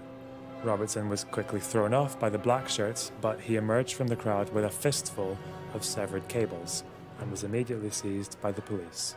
The speaker system was completely destroyed, but Chambers Hunter nonetheless spoke on for a full half hour, and nothing was heard. As he continued his speech, it's been 8 stones months. and other missiles I were am thrown not towards sure him if from it the feels crowd, like and it's the van been was longer or eventually shorter. escorted away by the police. 9 people had been arrested. The prisoners were eventually... Thank you, Nightwatcher 13, for 8 months of subscription with Amazon Prime. Apparently it's been 8 months. I'm not sure if I feel like it's been longer or shorter. Damn. Good stuff. Much appreciated. released on bail 5 days later, and Bob Cooney, who was amongst them, was warned that he would be held responsible for any further trouble caused by the communists. With that warning, he walked down to the market stance where a crowd was waiting for him. There, he gave his last speech before he left for Spain to fight against Franco's regime in the Civil War, a journey which George Orwell had embarked on a year earlier. Around this time, Chambers Hunter had gone back to his impromptu speeches. He wrote in his publication that they were being given a friendly reception by the local residents, and in the October of that year, they tried once more to hold a gathering at Market Stance, as part of a nationwide tour celebrating the 5th anniversary of the BUF. This time, they were allowed to arrive with a loudspeaker and a backup megaphone in a van which was now armoured and surrounded by 30 police officers. But their hopes of a peaceful fascist birthday celebration were soon squashed. The events of the summer seemed to have stirred Alright, this is taking a long time. That's all an fine. interest amongst the locals, and this time over 10,000 people arrived, and most of them counter-demonstrators. The event was already delayed just because of how long it took the van to get into the middle of the square, and the police were already ordered to use their batons to clear the way. By the time they reached the middle, even the loudspeakers weren't enough to rise above the sheer volume of the crowd. None of the speeches were heard, and the evening closed with the fascists being literally chased out of the city. This was the last time fascists ever attempted a planned public event in Aberdeen. Pretty good stuff. Oswald Mosley made his only visit to the city a month after the Market Stance meeting, but there was no attempt to make any occasion of the day, and his initial plan to hire out the music hall was abandoned. Over the next year and a half, fascist activity started to die down. The rearmament of the British Army brought unemployment rates down, and the pool of potential fascist recruits was massively reduced. Chambers Hunter also started to lose sympathy from the police. The reasons for this are kind of obscure, but some have suggested it was down to his tendency to call the police bastards for refusing to protect him, even when the anti-fascists hadn't broken any laws. But by 1939, after putting up with Nazis invading European countries for a couple of years, Britain declared war on Germany, and the hopes of a fascist rising at home were dead. Chambers Hunter resigned from the BUF, and in 1940, the party was dissolved under emergency defense regulations. To this day, there has been no sign of fascism ever making a return. Wagner would dislike a video being used like this? Yeah, probably. Part 3. Thoughts. After the collapse of the Third Reich, it seemed the war against eugenics and ultranationalism was also decisively won at home. At the end of the war, in 1945, Churchill dubbed the British people the greatest generation that ever lived. 2 months later, they voted him out, giving a landslide victory to one of the most left-wing leaders in the nation's history. Aberdeen was once described by the BUF Director of Policy as the toughest town they have ever struck. Now, I imagine people will have mixed feelings about the actions of their opponents, When I think of Chambers Hunter trying to hold his head high and giving his half-hour speech that no one could hear, I can't help but feel a slight pang of sympathy. But I suppose it would be worth comparing what happened in Aberdeen to the way a very similar conflict played out in Germany. But first, because I can't help myself, here's some background. The German philosopher from the Frankfurt School, Walter Benjamin, wrote extensively on fascist movements across Europe in the 1920s and 30s. In his work, he observed that there were three main conditions that allowed fascism to flourish. Number 1, unemployment. 2, economic deflation. If you ever want to annoy your friends, you can use this graph explaining why the inflation thing is slightly inaccurate. And 3, the absence of a left-wing alternative. Let's look at that last point. Germany had a little known about revolution after their defeat in World War I. The German Empire had collapsed. Several major cities were being taken over by the workers, and a revolutionary government was formed alongside a national assembly. Barely a couple of years later, the movement was crushed by the German military, who were in alliance with, believe it or not, the centre-left Social Democratic Party? Bernie? In fact, it was none other than the Social Democratic Minister of the Interior, Gustav Noske, who agreed to set up a counter-revolutionary force of mercenaries known as the Freikorps.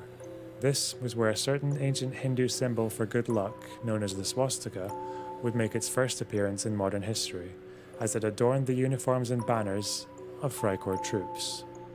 The Social Democratic Party. Not long before she was murdered by the Freikorps in 1919, the Polish Marxist and activist Rosa Luxemburg warned that bourgeois society stood at a crossroads: socialism or barbarism. It seemed Germany was already making its choice more than a decade before the Nazis came to power. With the left already weakened, events following the German Revolution would make matters even worse. In 1930, a 22-year-old Nazi stormtrooper was shot on his doorstep by a group of Communist Party members and died in hospital shortly after. His death was seized upon by the Nazis as a golden recruitment tool. They won over huge swathes of the German middle class by warning about the threat of Bolshevik violence, and they published pieces about how the left were an existential threat to the Weimar Republic. Ironic.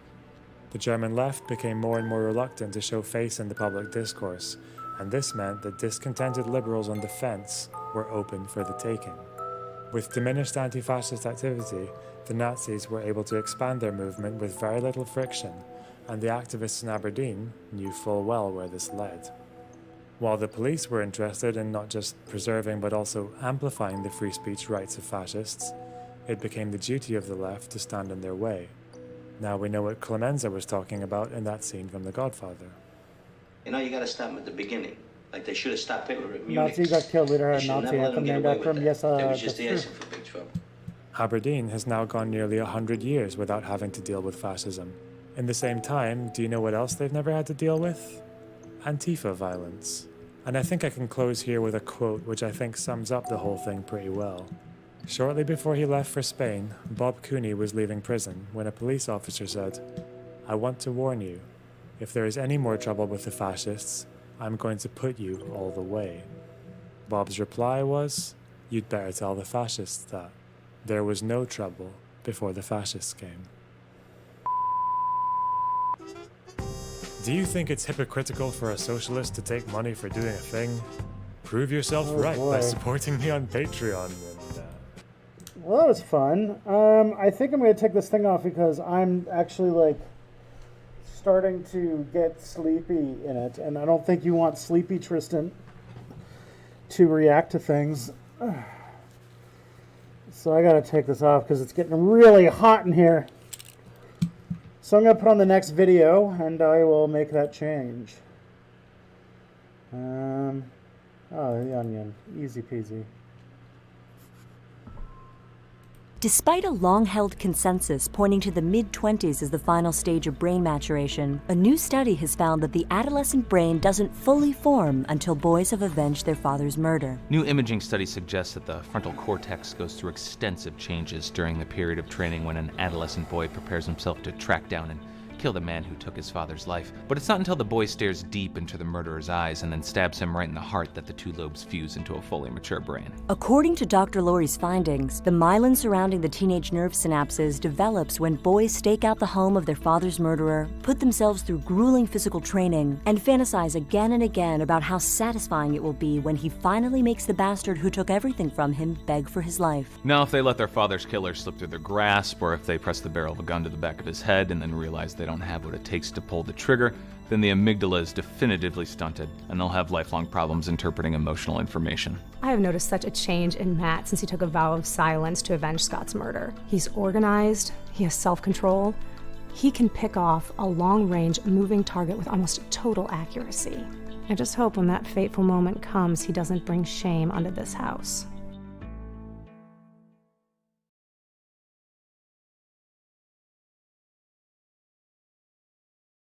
Hey! That lasted exactly as long as I needed it to. Good stuff. Good stuff. I decided to... No, we're not watching. And look, Phoebe is here! Ugh. She's being quite a lot today. I don't know why. I don't know why. She's like in a mood of some kind.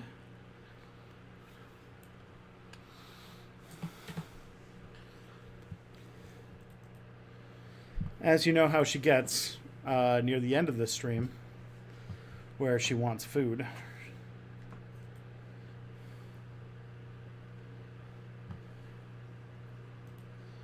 Because being fed at a specific time is not a typical thing.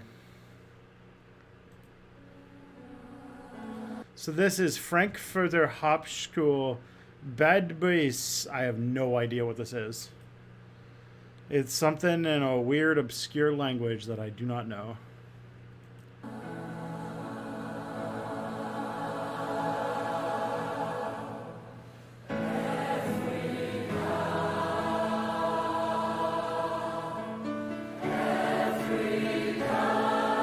What is this?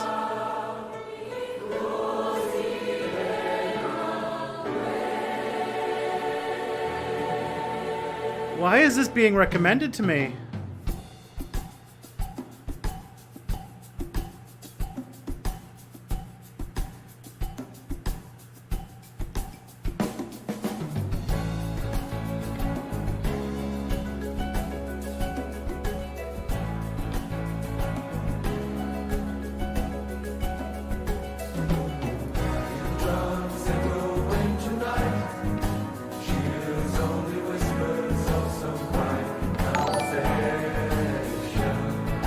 This is weird.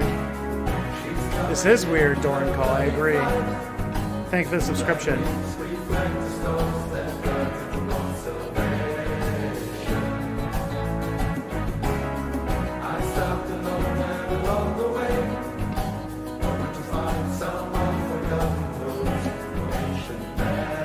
This is the Frankfurt School doing a class.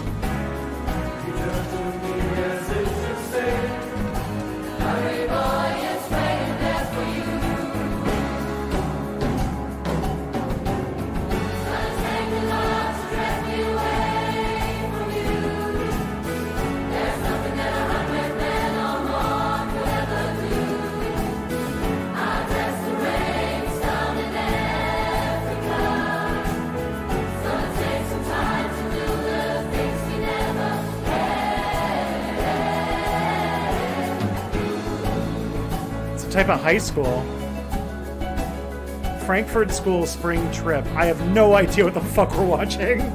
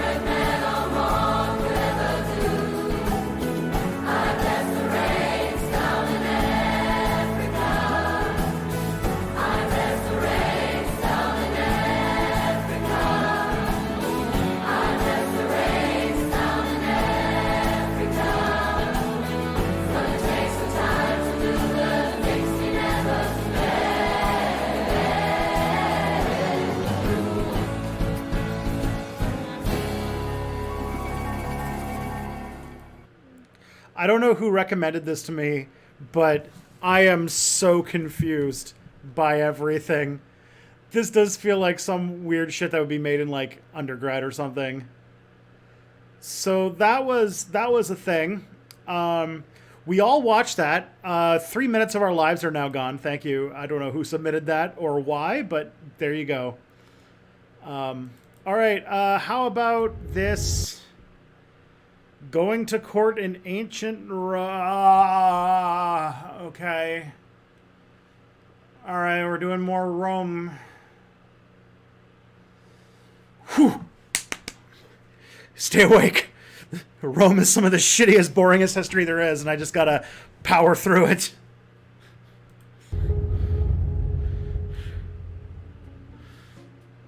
A robber has made off with someone's property, or an individual has been killed in a drunken brawl.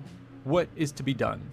In our modern times, this gets resolved by a system of justice, whereby cases get tried in court to determine whether the law has been broken.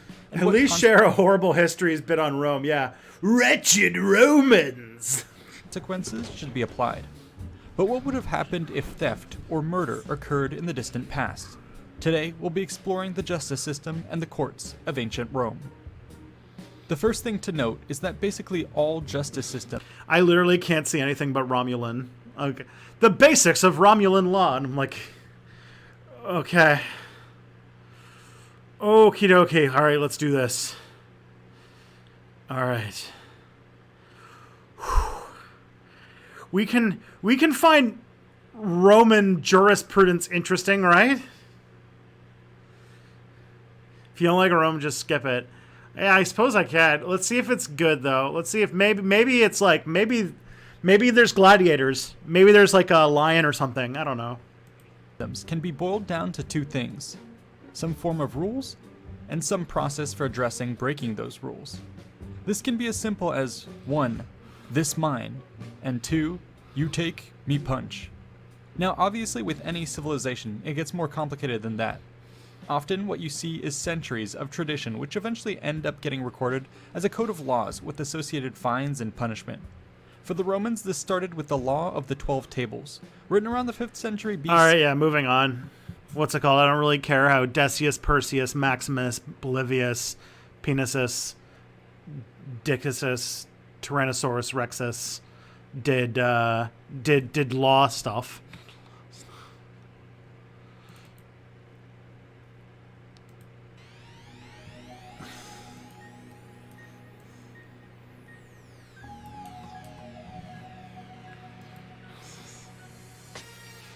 All of the minor parties running for the Australian Senate in 2019. All right, next video. Futurist from 1901 describes a world of 2001. Oh boy, this might be more fun.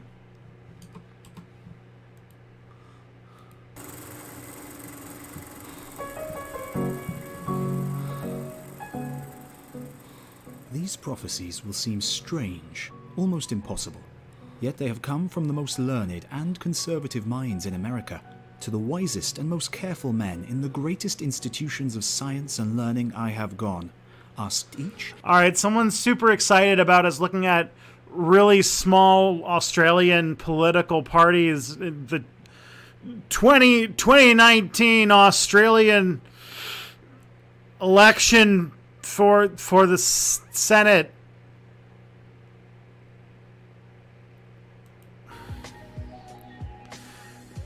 I better lose my shit over this video. The things I do for you, Matt Lipton.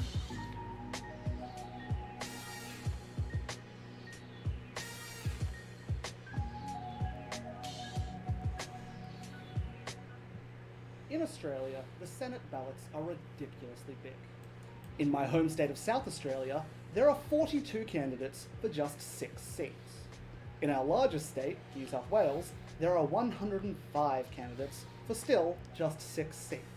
Frankly, there are too many minor parties to keep track of. I mean, who has the time? Me! I have the time! All of my sports teams are bad, and the new Mountain Goats album hasn't really clicked for me yet. So, let's dive into the Senate. How do we vote? Why are there a million different minor parties? And most importantly, who the hell should we avoid voting for?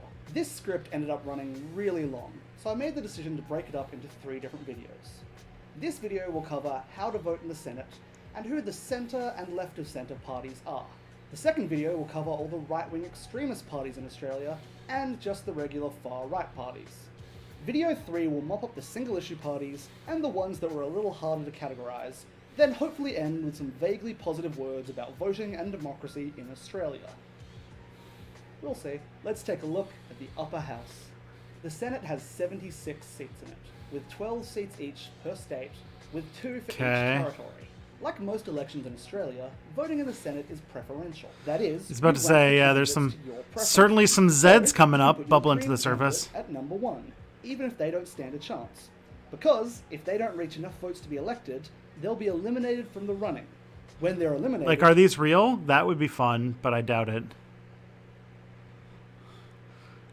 Like... I just want some laughs on Aussie politics, but like I don't know shit in about his Aussie turn politics. To forecast for me what, in his opinion, will have been wrought in his own field of investigation before the dawn of 2001, a century from now. These opinions I have carefully transcribed. Okay, so this is what people in 1901 thought 2001 was going to be like, right? All right. 500 million people. There will probably be from 350 million to 500 million people in America, and its 500 possessions million? by the lapse of another century. Nicaragua will ask for admission to the Union after the completion of the Great Canal. Mexico will be next, and its possessions by the lapse of another century. Nicaragua will ask for admission to the Union after the completion of the Great Canal. Mexico will be next. Europe, seeking more territory to the south, will cause many of the South and Central American republics to be voted into the Union by their own people. Not incorrect, I guess. Although I feel like this is like a 1901 person's idea of like how imperialism works, sort of extrapolated onto modern day stuff. The American will be taller by from 1 to 2 inches. His increase of stature will result from better health due to this actually did happen in medicine. We are on average a decent amount taller than we were 100 and something years ago. Sanitation, food, and athletics. He will live 50 years instead of 35 as at present. Nicaragua. He will reside in the suburbs. The city house will practically be no more. Building in blocks will be illegal. The trip from suburban home to office will require a few minutes only. Oh. A penny will... Oh, yeah? Guess they didn't realize... What's it called? It sounds like this is before cars took over. So this is like imagining a future where public transit took over, which is not bad. Pay the fare.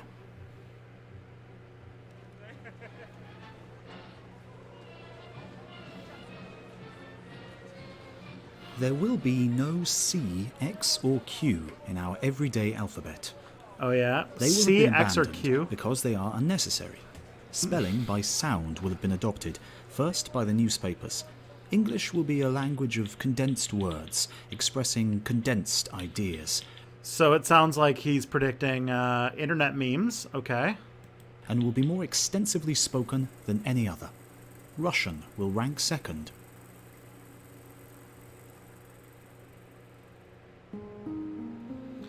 Everyone will be so healthy they'll live 50 years. Jeez. Hot and cold air from spigots. Hot or cold air will be turned on from spigots to regulate the temperature of a house, as we now turn on hot or cold water from spigots to regulate the temperature of the bath. He's actually not wrong on that. I mean, for some reason we have it so that everybody has to have like air conditioners and heaters in their house, but that's actually like not... It's not a bad prediction so far. Like, what's it called? He's batting pretty well so far. I'm not surprised. Like, English did become more condensed with, like, internet leet speak and shit like that. And he did predict that, like... well, I mean, he did predict that Nicaragua would join the United States, obviously. But things like... we would have cool, like, heaters and coolers in our house. Like, you know, the details are a little wonky because it's somebody in 1901, but so far he's not, like... Russian would be the second language. Yeah, he didn't even consider Mexico or Spanish. Almost knowing the UK has aircon. Yeah, that's why every time there's a heat wave, like, so many European people die because no one gets air conditioners there. Should. Well, maybe not, because we're all going to die from using too much electricity, but... Central plants will supply this cool air and heat to city houses in the same way as now our gas or electricity is furnished. Rising early to build the furnace fire will be a task of the olden times. Homes will have no chimneys because no smoke will be created within the walls. Not wrong. Insect screens will be unnecessary. Mosquitoes, houseflies, and roaches will have been practically exterminated. Well, that hasn't happened. We're kind of getting close with mosquitoes, but nobody wants to pull a trigger on that, like, weird technology that they want to push to genetically make all of the mosquitoes go extinct. Boards of health will have destroyed all mosquito haunts and breeding grounds, drained all stagnant pools, filled in all swamplands, and chemically treated all still water streams. The extermination of the horse and its stable will reduce the housefly. That's probably true. I imagine that there were a lot more flies in 1901 than there are today, so... Like, what's it called? Like, he's not doing that bad. I'm actually kind of surprised. Wouldn't mosquitoes going extinct go fuck the environment? Possibly. There's like one species that carries all the diseases, though, that we could wipe out. Ready-cooked meals will be bought from establishments similar to our bakeries of today. They will purchase materials in tremendous wholesale quantities and sell the cooked food at a price much lower than the cost of individual cooking. Food will be served hot or cold to private houses in pneumatic tubes or automobile wagons. Okay. So now this person's predicted Postmates. Or skip the dishes if you're in Canada. I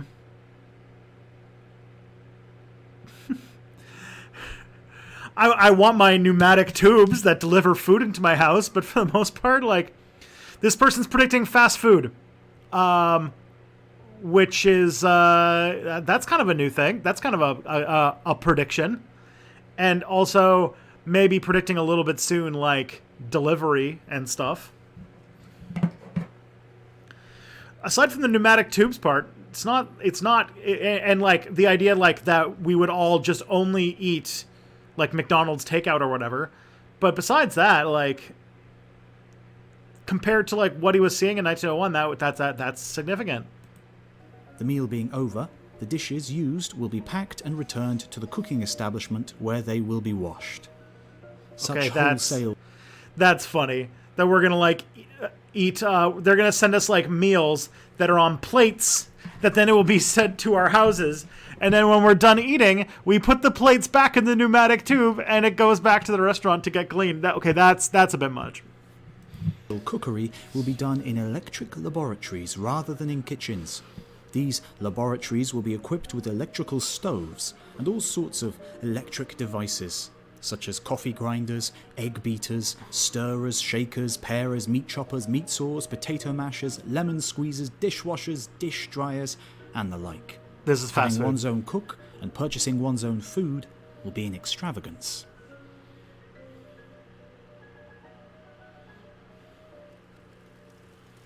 Coal will not be used for heating or cooking. It will be scarce, but not entirely exhausted. The Earth's hard coal will last until the year 2050 or 2100. Its soft coal mines until 2200 or 2300. Meanwhile, sincerely hope not. Our planet cannot handle that. So this is the part where this person this is pre-climate change, or the discovery of climate change. Not that much, like, climate change was discovered, I think, in the 60s or the 50s, one of those two. But still, that's still half a century away. of coal will have become more and more expensive. Man will have found electricity manufactured by water power to be much cheaper.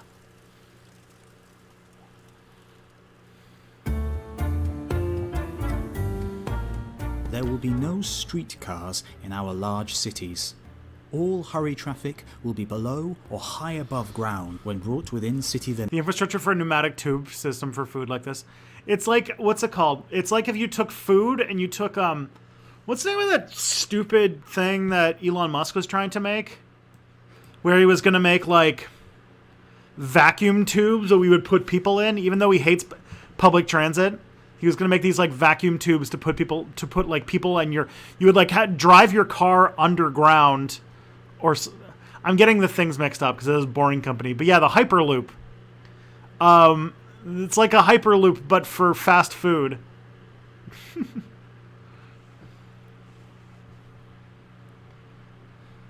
Limits.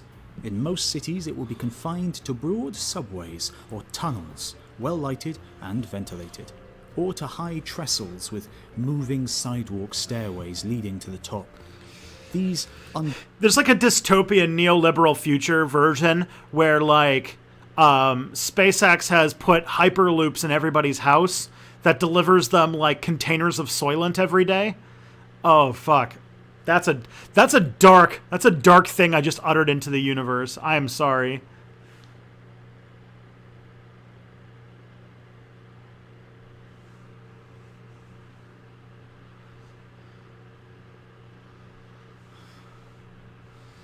Underground or overhead streets will teem with capacious automobile passenger coaches and freight wagons with cushioned flying wheels. cars. Subways or trestles will be reserved for express trains. As we know, we all know the flying car, for some reason, is a thing that people want to keep happening.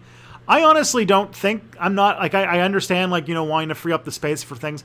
Why don't we free up the space for you know, like, we don't want cars on the road. That makes sense because cars suck and roads should be used for people, not for giant machines that kill people. So why don't we, like, trains good, subways good.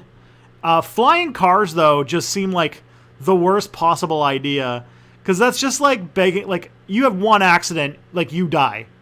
Like, there's no, like, I don't understand why everyone wants flying cars to happen. I feel like it's one of the last things I want to happen. I would rather, instead of flying cars, that we have quick and efficient subway systems. That'd be way better. And trains. Trains good. Cities, therefore, will be free from all noise. Mini 911s every day. Photographs will be telegraphed from any distance. If there be a battle in China 100 years hence, snapshots of its most striking events will be published in the newspapers an hour later. That's true. Even today, photographs Internet. are being telegraphed over short distances. Smartphones. Photographs will reproduce all of nature's colors.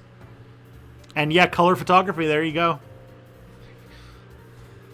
Trains 150 miles an hour. Trains... I think, like, what's it called? I think color photography was not, like, the earliest experiments with color photography was not too long after 1901. I think it was, like, around that time that at least people were theorizing it. I think the first color photography is from, like, pretty early. It obviously didn't become mainstream until, like, the 60s, the 70s, but yeah. It will run 2 miles a minute normally. Express trains 150 miles an hour. To go from New York to San Francisco will take a day and a night by fast express. There will be cigar-shaped electric locomotives hauling long trains of cars. Do Not Eat would be so sad to hear this. It's like Amtrak is going to be hyper efficient and get you across America much faster, and it's like, oh, wouldn't that be nice? We have the technology for that easily. You know, high-speed rail is definitely something he's predicting here, but America instead wanted everybody to have their own individual cars for reasons that make no sense, and then also for people to ride in airplanes, because if you have enough money to ride in airplanes, then you can get anywhere you want in 5 hours. But apparently the middle ground of maybe not having everybody own their own cars is completely unthinkable now. Cars will, like houses, be artificially cooled. Along the railroads there will be no smoke, no cinders, because coal will neither be carried nor burned. There will be no stops for water. Passengers will travel through hot or dusty country regions with windows down.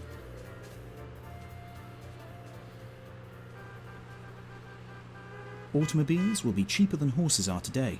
Farmers will own automobile Probably hay true. wagons, automobile truck wagons, plows, harrows, and hay rakes. A 1 pound motor in one of these vehicles will do the work of a pair of horses or more. Kind of underselling it, but yeah. Children will ride in automobile sleighs in winter. Okay. Automobiles will have been substituted for every Automobile horse sleighs? vehicle now known. There will be, as already exists today, See, we missed out on is that now we live in a generation where parents don't even let their kids go outside and play with sleighs. Children are going to play with automobile sleighs. Friggin', what's it called? 2001, I mean, it's impossible to predict that boomers, when they became parents, would become the worst helicopter parents in history and would basically ban playing outside. I count myself lucky that I think I was like amongst the last generation of children that were allowed to play outside when they were a kid. A snowmobile for every child. Oh, man. automobile hearses, automobile police patrols, automobile ambulances, automobile street sweepers. The horse in harness will be as scarce, if indeed not even scarcer, than as the yoked ox is today.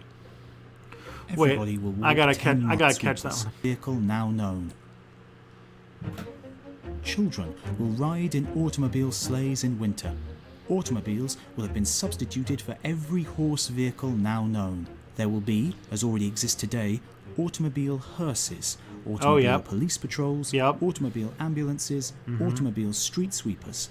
The horse in harness will be as scarce, if indeed not even scarcer, than as the yoked ox is today. Yeah, pretty solid. Yeah. Everybody will walk 10 miles. It's kind of like not a super like that's not like a brilliant take in 1901, as I think the horse population in America peaked in like 1915. So we were already moving in that direction by this point. So it's sort of like just if these trends continue, you know. Gymnastics will begin in the nursery, where toys and games will be designed to strengthen the muscles. Exercise will be compulsory in schools. Every school, college and community will have a complete gymnasium. All cities will have public gymnasiums. A man or woman unable to walk 10 miles at a stretch will be regarded as a weakling. I gotta catch that again. Nursery, where, if indeed not even scarcer, than as the yoked ox is today. Everybody will walk 10 miles. Gymnastics will begin in the nursery, where toys and games will be designed to strengthen the muscles. Exercise will be compulsory in schools. Every school, college and community will have a complete gymnasium. All cities will have public gymnasiums. A man or... I mean, not the part about having public gymnasiums, but yeah, gym becoming part of the school curricula. Definitely people had...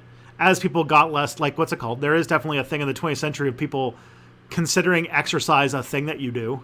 That was not really a thing that people worried about in, like, 1901. So there you go. A woman unable to walk 10 miles at a stretch will be regarded as a weakling. Oh my. That's a bit intense, but okay. I don't even know what 10 miles is. I'm guessing that's a lot. To England in 2 days. It's like a marathon, isn't it? Ships crossing the ocean at more than a mile a minute will go from New York to Liverpool in 2 days. The bodies of these ships will be built above the waves. They will be supported upon runners, somewhat like those of the sleigh. These runners will be very buoyant. Upon their undersides will... This is hydrofoils, isn't it? ...will be apertures expelling jets of air. In this way, a film of air will be kept between them and the water's surface. Ships with cabins artificially cooled will be entirely fireproof.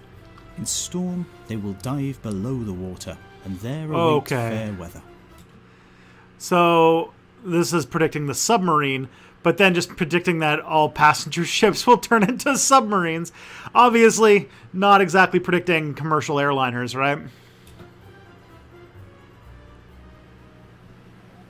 There will be airships, but they will not successfully compete with surface cars and water vessels for passenger or freight traffic. Whoops. I mean, for passenger, it did. They will be maintained as deadly war vessels by all military nations. Some will transport men and goods. Others...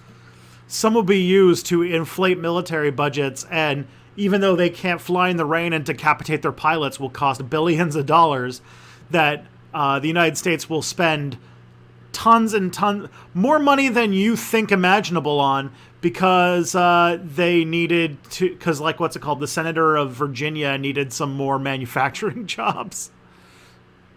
Those government war machines are like a complete, like, what's it called? Like Ponzi scheme now.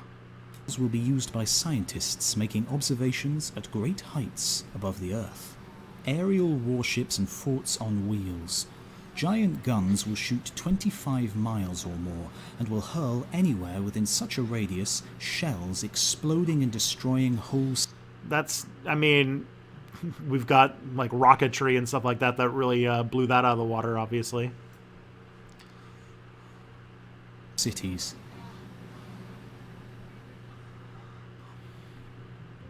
This video is sponsored by NordVPN, a big support... Alrighty. That was fun. Oh, we're only partway through. Alright, let's just get past the NordVPN thing, because nobody likes NordVPN. NordVPN has never sponsored Step Back History, that's why we don't need them. The VPN can do when it comes to Netflix, Amazon Prime, and many more. As you may not know, I live in Spain, and my version of Netflix is focused a little too much on cowboy-based soap operas. So, using NordVPN, I've been able to enjoy... Yeah, predicted NordVPN. ...and glorious American cowboy-based soap operas, as well as being able to protect your data when using Wi-Fi in public places and providing double data encryption. Nord even works in China. Very useful if you happen to have travelled all the way to see Kubla Khan and you want to document it on your Instagram stories for your squad back home. Or using such guns. Thanks. Alright.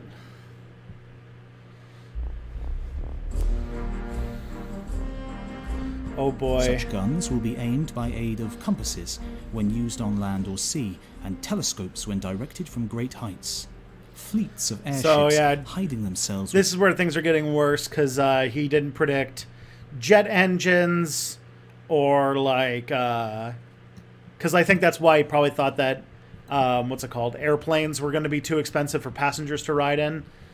And also did not expect, guided artillery, radar, sonar, fucking space, satellite, like GPS shit. Like, yeah.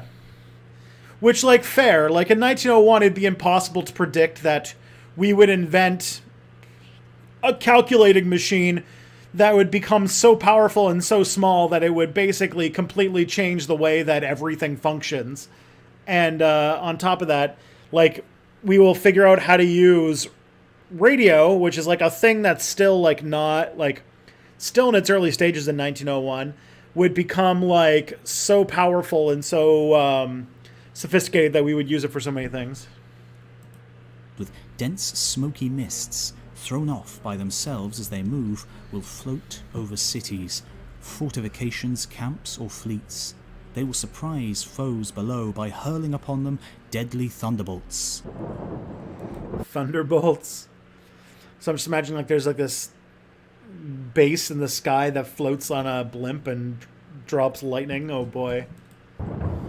These aerial warships will necessitate bomb-proof forts, protected by great steel plates over their tops as well as at their sides. Huge forts on wheels will dash across open spaces at the speed of express trains. Well, that's a tank. Today. They will make what are now known tanks as are really slow. Cavalry charges. Rifles will use silent cartridges. Okay. Submarine boats submerged for days will be capable of wiping a whole navy off the face of the deep. Balloons and flying machines will carry telescopes of 100-mile vision with camera attachments, photographing an enemy within that radius. These I mean, photographs, spy as satellites, distinct and large as if taken like- from across the street. This is them not predicting, you know, like aerial photography and like space, like what's it called, spy satellites and stuff. Will be lowered to the command. Tanks these days are fast, are they? I didn't think I don't know how fast tanks go these days. I'm not exactly a military hardware buff, to be honest.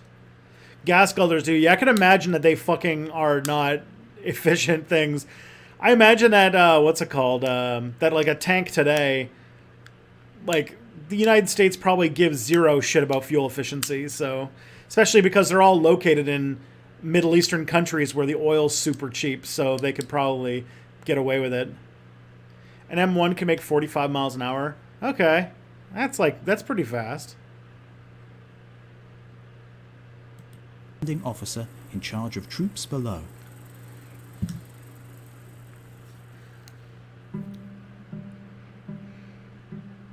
There will be no wild animals, except in menageries. Rats and I mean, yeah, this is starting to become true. Mice will have been exterminated. The horse will have become... Okay, well, they didn't predict that our rats would start eating pizza, so... practically extinct. A few of high breed will be kept by the rich for racing, This is hunting true. and exercise. The automobile will have driven out the horse. Cattle and sheep will have... The dumb guy version of ecology. Yeah, we're gonna wipe out all the animals on Earth, and that fucking rules. have no horns. They will be unable to run faster than the fattened hog of today. A century ago, the wild hog could outrun a horse.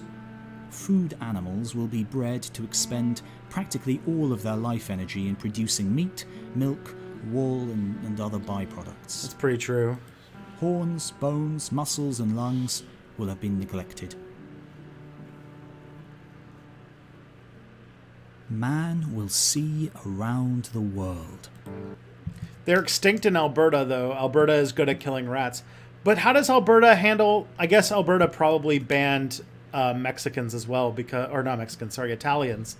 Because if they were to... Because, like, you know, you have to keep ecological balance. And if you kill all the rats, wouldn't Alberta be overrun with pizza? That's sort of like the... Isn't that the concern? And yeah, that is definitely... what's it called? That is definitely... the invention, or that is definitely like factory farming. But like, yeah, without what's it called? Alberta would be overrun with pizza if it wasn't for rats. Persons and things of all kinds will be brought within focus of cameras, connected electrically with screens at opposite ends of circuits, thousands of miles at a span.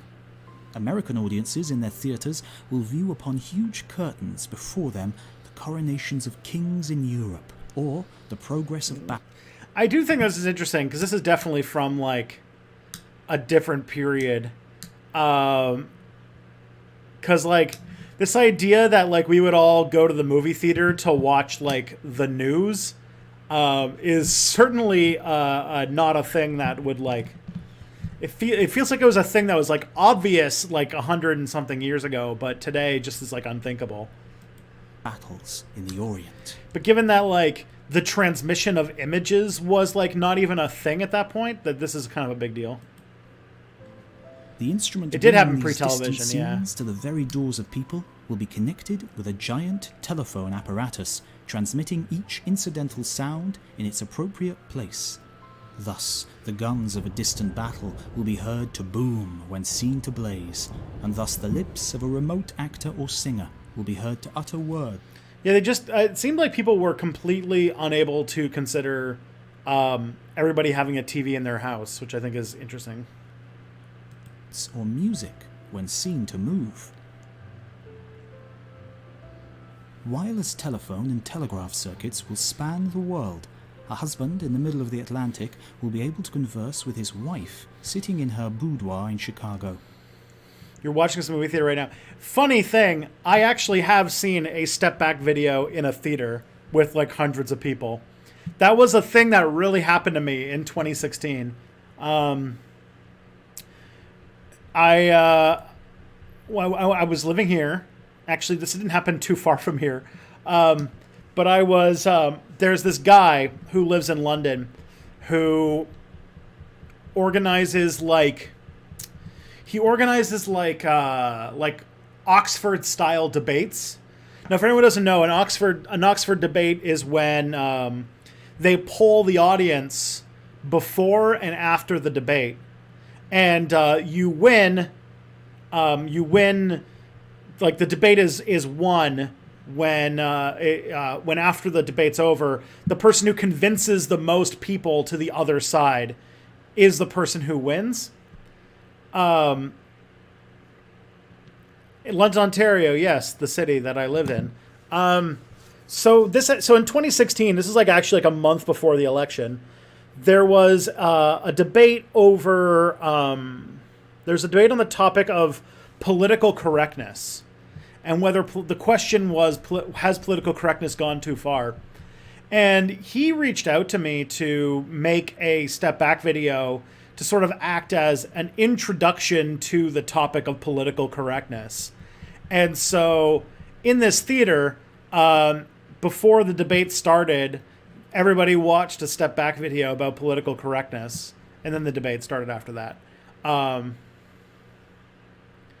You said London, then Oxford. It was an Oxford-style debate, which is like an Oxford-style debate is one that has like rigid rules for how long you can talk and how long you can respond, and you can actually win in one evening. They're interesting things. I think that they're a bit better than like just like open-ended Twitch debates. That's for sure. Be interesting to do a Oxford-style debate on Twitch, where the question is thought out beforehand. You are debating a single question, and you poll the audience at the beginning, and you poll the audience again at the end to see who has been the most persuasive. Be interesting if we actually did one of those on Twitch, because like every time I hear like two people are quote unquote debating, it's like, what are you guys even like? What are you debating? What's the question? And instead, it's just like, oh, we're just going to go through everything that we can think of to fight about and just debate for 2 hours. It's like, you're not going to get, you're going to get like a shallow surface level analysis of everything doing that. But long story short, yeah, there was I got to see like, I think it was like 300 people were in the audience. I got 300 people watched a step back video in a theater, which is pretty cool. We will be able to telephone to China quite as readily as we now talk from New York to Brooklyn. By an automatic signal, they will connect with any circuit in their locality without the intervention of a hello girl. Hey, they're inventing phone numbers and touch tone.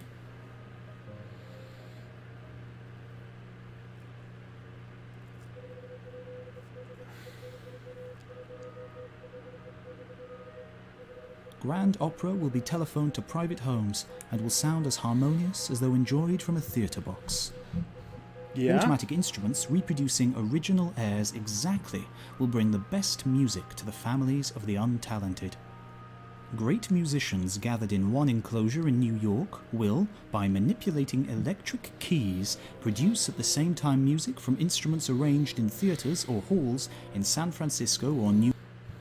This is a weird way to think about the broadcasting of music, but sure. New Orleans. It's kind of, if you think about it, if without computers, it's sort of an analog version of MIDI files. What he's describing here. The piano will be capable of changing its tone from cheerful to sad. Many devices will add to the emotional effect of music. The untalented. Well, yeah, because that day, the only way that you could have music was to have somebody who knew how to play a piano in your house. And I guess here, they're like, you'll be able to play music. Didn't that exist already? It was very primitive back then. And I'm guessing he's talking about, like, live entertainment. Because, like, because I think the fact that he pointed out the quality of it, I think, is why he was, like, not like the gramophone, but, like, live.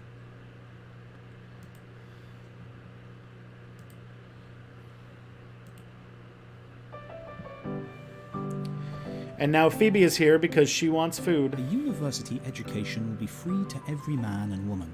Several great national sit here and stare at me. universities will have been established. Children will study a simple English grammar adapted to simplified English and not copied after the Latin. Time Simplified will be saved English. by grouping like studies.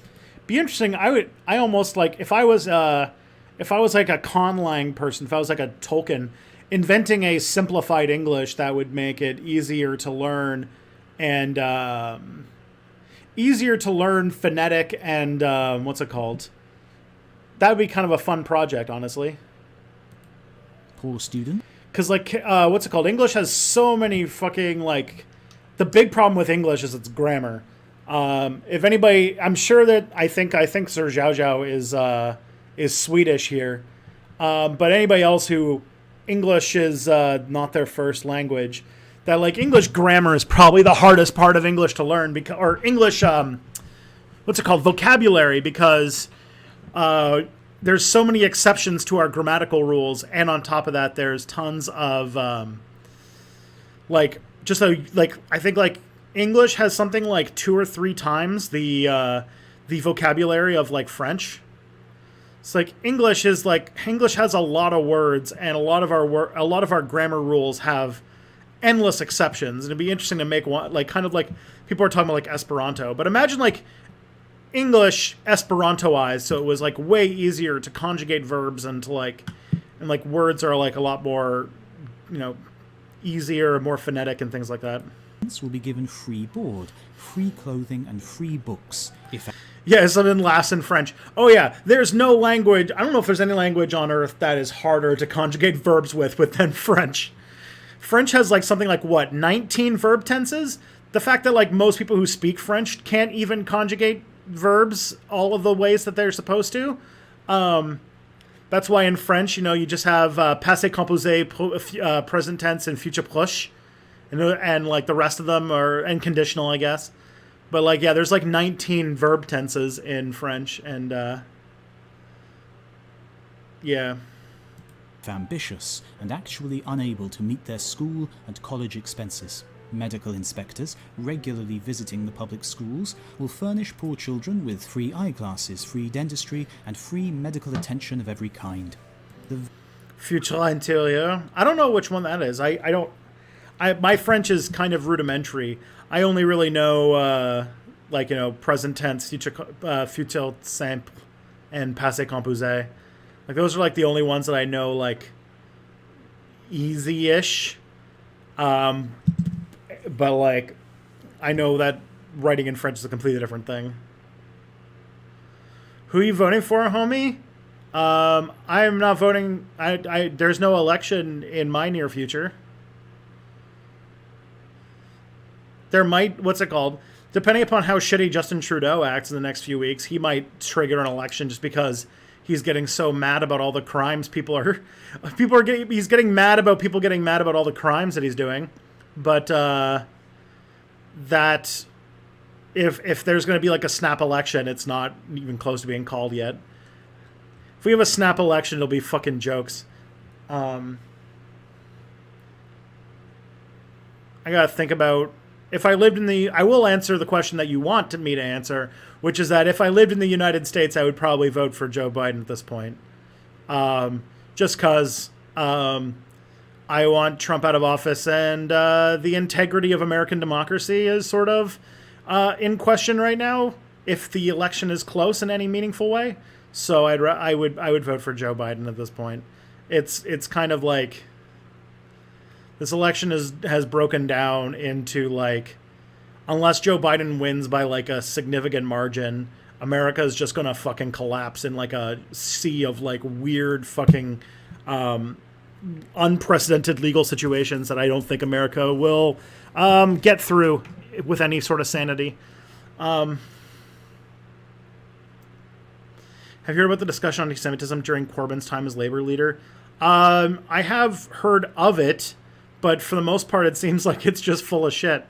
Fucking the Labour Party's trying to make itself completely unelectable in the future, it seems, by throwing out the best leader they've ever had, or the best leader they've had in decades, anyway.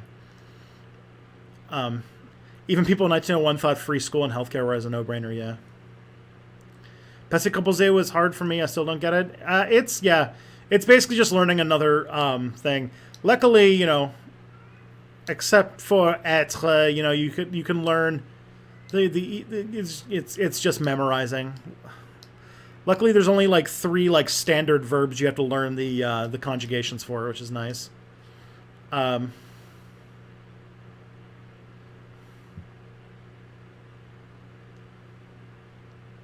Very poor will, when necessary, get free rides to and from school and free lunches between sessions. In vacation time, poor children will be taken on trips to various parts of the world. Etiquette and housekeeping will be important studies in the public schools. Etiquette and housekeeping? Man, I wish I had a class on housekeeping. I have a feel like what's it called? We have I was like watching a YouTube video or something today, or something yesterday. Maybe it was a TikTok. Yeah, it was a TikTok about how there's sort of like because of the loss of like single income families, that like middle class people, especially like white people in America and like Canada as an extension too, sort of lost the ability to write. Or not, lost the ability to cook. And so, like, white people food sucks because, like, there's now been, like, 2 generations of people who were born or who were raised not knowing how to cook. And I was like, oh, that's interesting.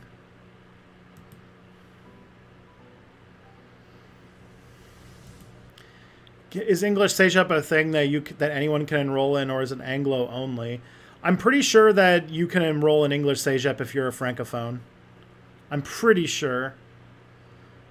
I've met a lot of like Francophones who went to English Cégep because they wanted to learn English.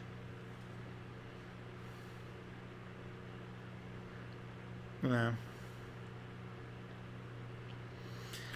Yeah, I think they gave shit to Jeremy Corbyn because he believed in Palestinian human rights. That sounds pretty typical of the West.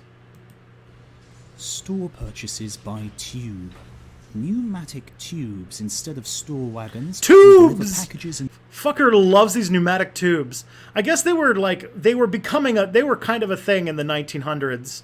So I'm guessing like this guy's getting sort of excited about... He thinks that tubes are, like, going to be the future. Bundles.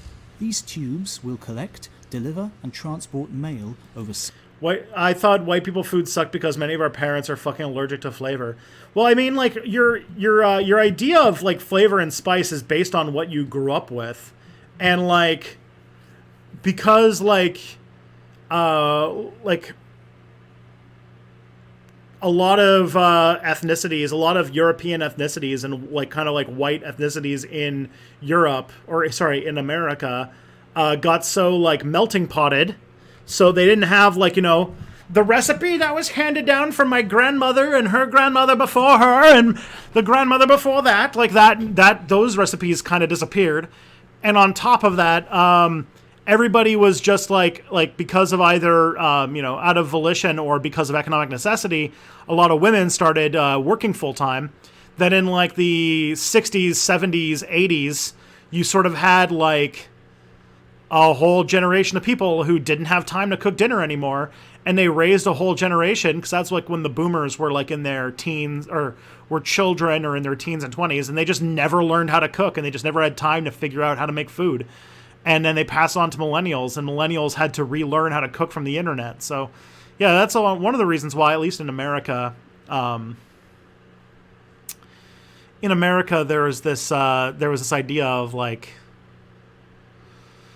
yeah, like, because like it's not like European food is unflavored, like except for Ireland, of course, but like, you know, all of the sort of historical or like family memory of knowing how to make latkes or pierogies or borscht, or I don't know why I'm going to Eastern Europe or for everything, but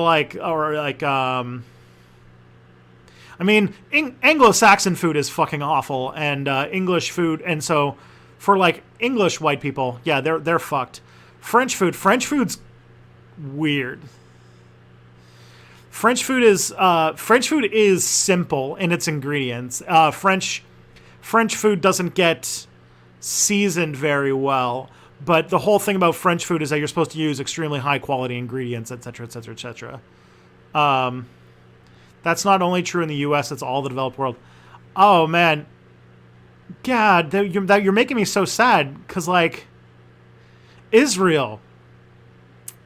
Like if I lived in Israel, I would want to learn all of the cultural food, because if I lived in Israel, I would be living off of constant diet of fucking shawarma and fucking falafel, because Middle Eastern food is possibly my favorite cuisine. So like, yeah. Certain distances, perhaps for hundreds of miles. They will at first connect with the private houses of the wealthy, then with all homes. Great business establishments will extend them to stations, similar to our branch post offices of today. French food is just putting absurd quantities of butter and everything. Correct. French is like all about dairy. By electricity.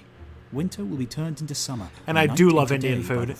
Tikka masala fucking owns. He will place heat-conducting electric wires under the soil of his garden and thus warm his growing plants. He will also grow large gardens under glass. Oranges will grow in Philadelphia. Fast-flying refrigerators on land and sea will bring delicious fruits from the tropics and southern temperate zones within a few days. I mean, the farmers of South America, South Africa, Australia, really hasn't grasped on the fact that airplanes would carry cargo. Islands whose seasons butter chicken fucking rules too. It's sort of like the chicken balls of Indian food, but I still love it. To ours will thus supply us in. And I just realized that I have to explain what that is, because I learned, Kelly taught me that in America, chicken balls are not like a regular part of Chinese restaurant food. So chicken balls are sort of like a thing in Canadian Chinese, like when you get like, generic shitty Chinese food in Canada, chicken balls are like a staple of that. And it's just sort of like literally what it says, a ball of chicken breaded and fried. And like, apparently that's not really a thing in America. But like, it's like, the most like it's the thing that you get for it's the cheese pizza of Chinese food in Canada. I feel like I could only explain things through comparisons to other things. Americans don't have chicken balls. No, chicken balls are not a thing when you order Chinese in America. So like chicken nuggets, yeah, basically, except it's like, dipped in like kind of like sweet and sour sauce. It's not. It's weird. It is literally like the cheese pizza of Chinese food, and butter chicken is the chicken balls of Indian food. Sort of like putting it all the way through. Buffet des Continents for the Sherbrooke reference. You have that in Quebec. I don't remember if you get chicken balls in Quebec. I don't think I had Chinese food once when I lived in Quebec, or if I did, one of my friends would have ordered it, because I wouldn't have been able to speak enough French to order like Chinese food. Chicken balls is a very unfortunate name. Yeah, it kind of is. Winter with fresh summer foods which cannot be grown here. Strawberries as large as apples will be eaten by our great-great-grandchildren for their Christmas dinners 100 years hence. Didn't predict that Monsanto. I mean, kind of a prediction that Monsanto would make like genetically engineered apple-sized strawberries. Raspberries and blackberries will be as large. One will suffice for the fruit course of each person. God Plants will be damn. made proof against disease microbes just as readily as man is today against smallpox. Yeah, kinda.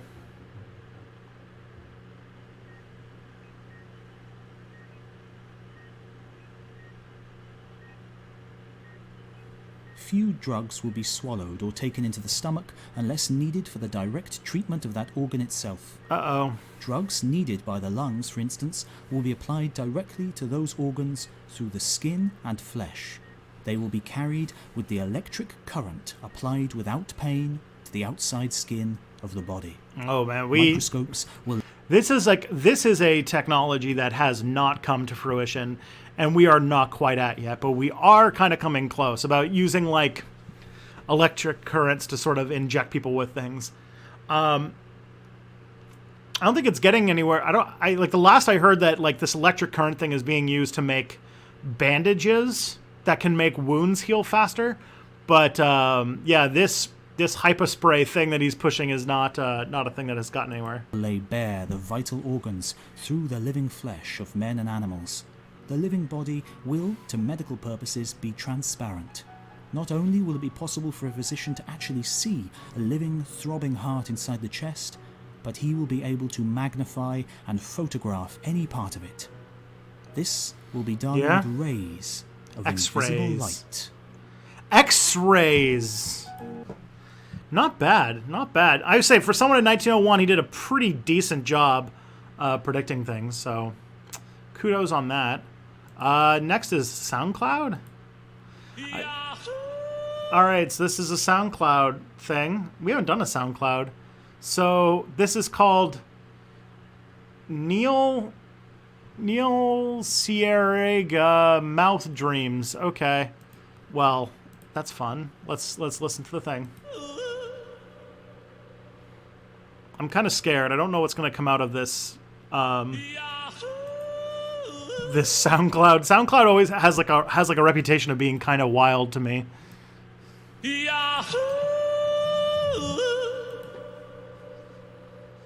So it's like a song made out of... This is an hour long. Jesus Christ.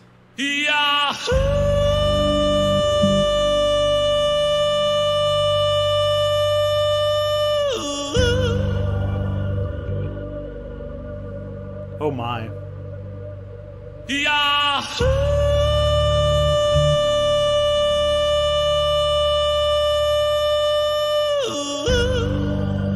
Okie dokie. Well, that was fun. Someone said I can listen to it in private. Sure, that is a weird thing to have watched. The story of Oceanos. Oh man, we're back on boat YouTube? Okay. I guess we're watching more boat YouTube.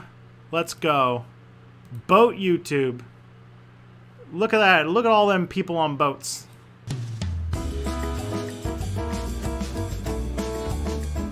Somebody really likes boats.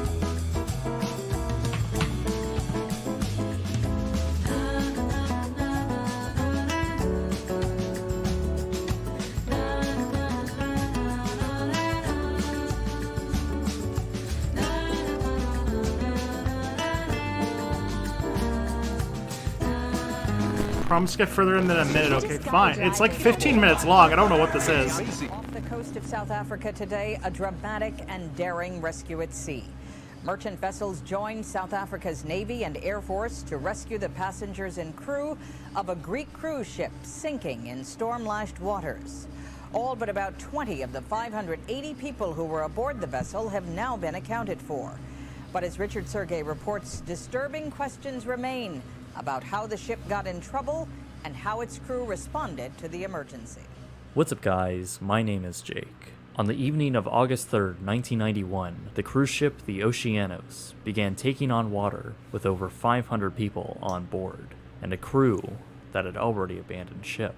Today I wanted to tell the remarkable story. This video has that you over probably 3 haven't million heard of, views. From one of the most impressive maritime rescues ever conducted and the ultimate sinking of the modern-day cruise liner. This is the story of the sinking of the Oceanos. So the MTS Oceanos was a European passenger vessel. What's built your in thoughts on J.J. 1952 under a McCullough? different name. I have not watched J.J. McCullough's videos, but I did see a tweet he made, and it was one of the dumbest takes I've ever heard about what socialism is, or about Canadian socialism, or some. Let me find it. It was so fucking stupid. I can't remember when I tweeted this. But, you know, my thoughts on J.J. McCullough is he has bad opinions about things. There you go. That's really all you need. The ship went through many different owners throughout the years, and finally ended up with the Epirotiki Lines, a Greek shipping company founded in the mid-1800s. They took advantage of the growing cruise market in the 1970s and acquired the Oceanos. The company actually became the largest cruise line in the Eastern Mediterranean and Greece, acquiring all types of older passenger vessels. See, back then the cruise industry was very different than how it operates today.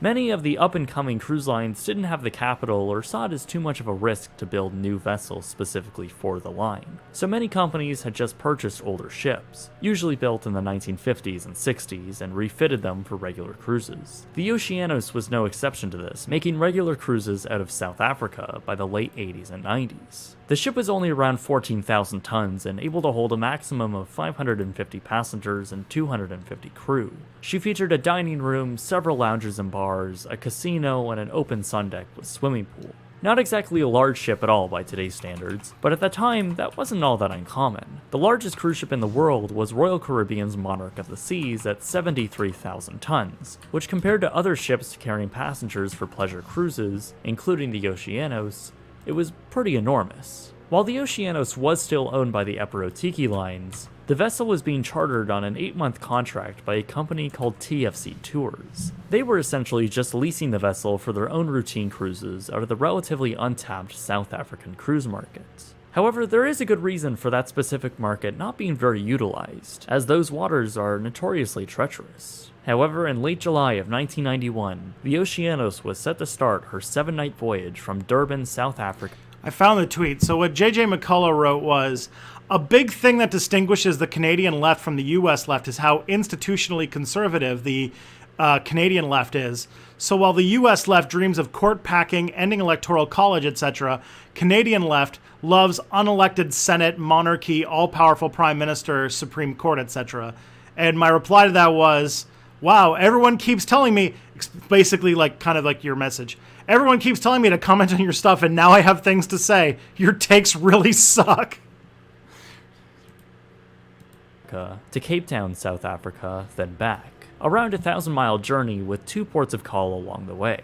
At the helm of the vessel was Captain Ioannis Ivranis, an officer of 20 years and the man in charge of delivering the vacationing passengers safely.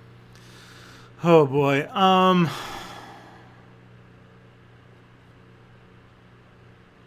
let's see.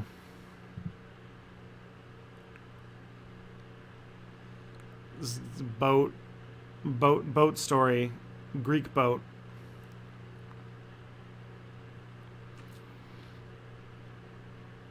Is this the guy who, like, no, this it said it happened in Africa, it didn't happen in Italy. Because like there was that one that was on, well, there's your problem, where the cruise ship captain got like yelled at by the company rep for like an hour. Because like the captain was like super fucking drunk.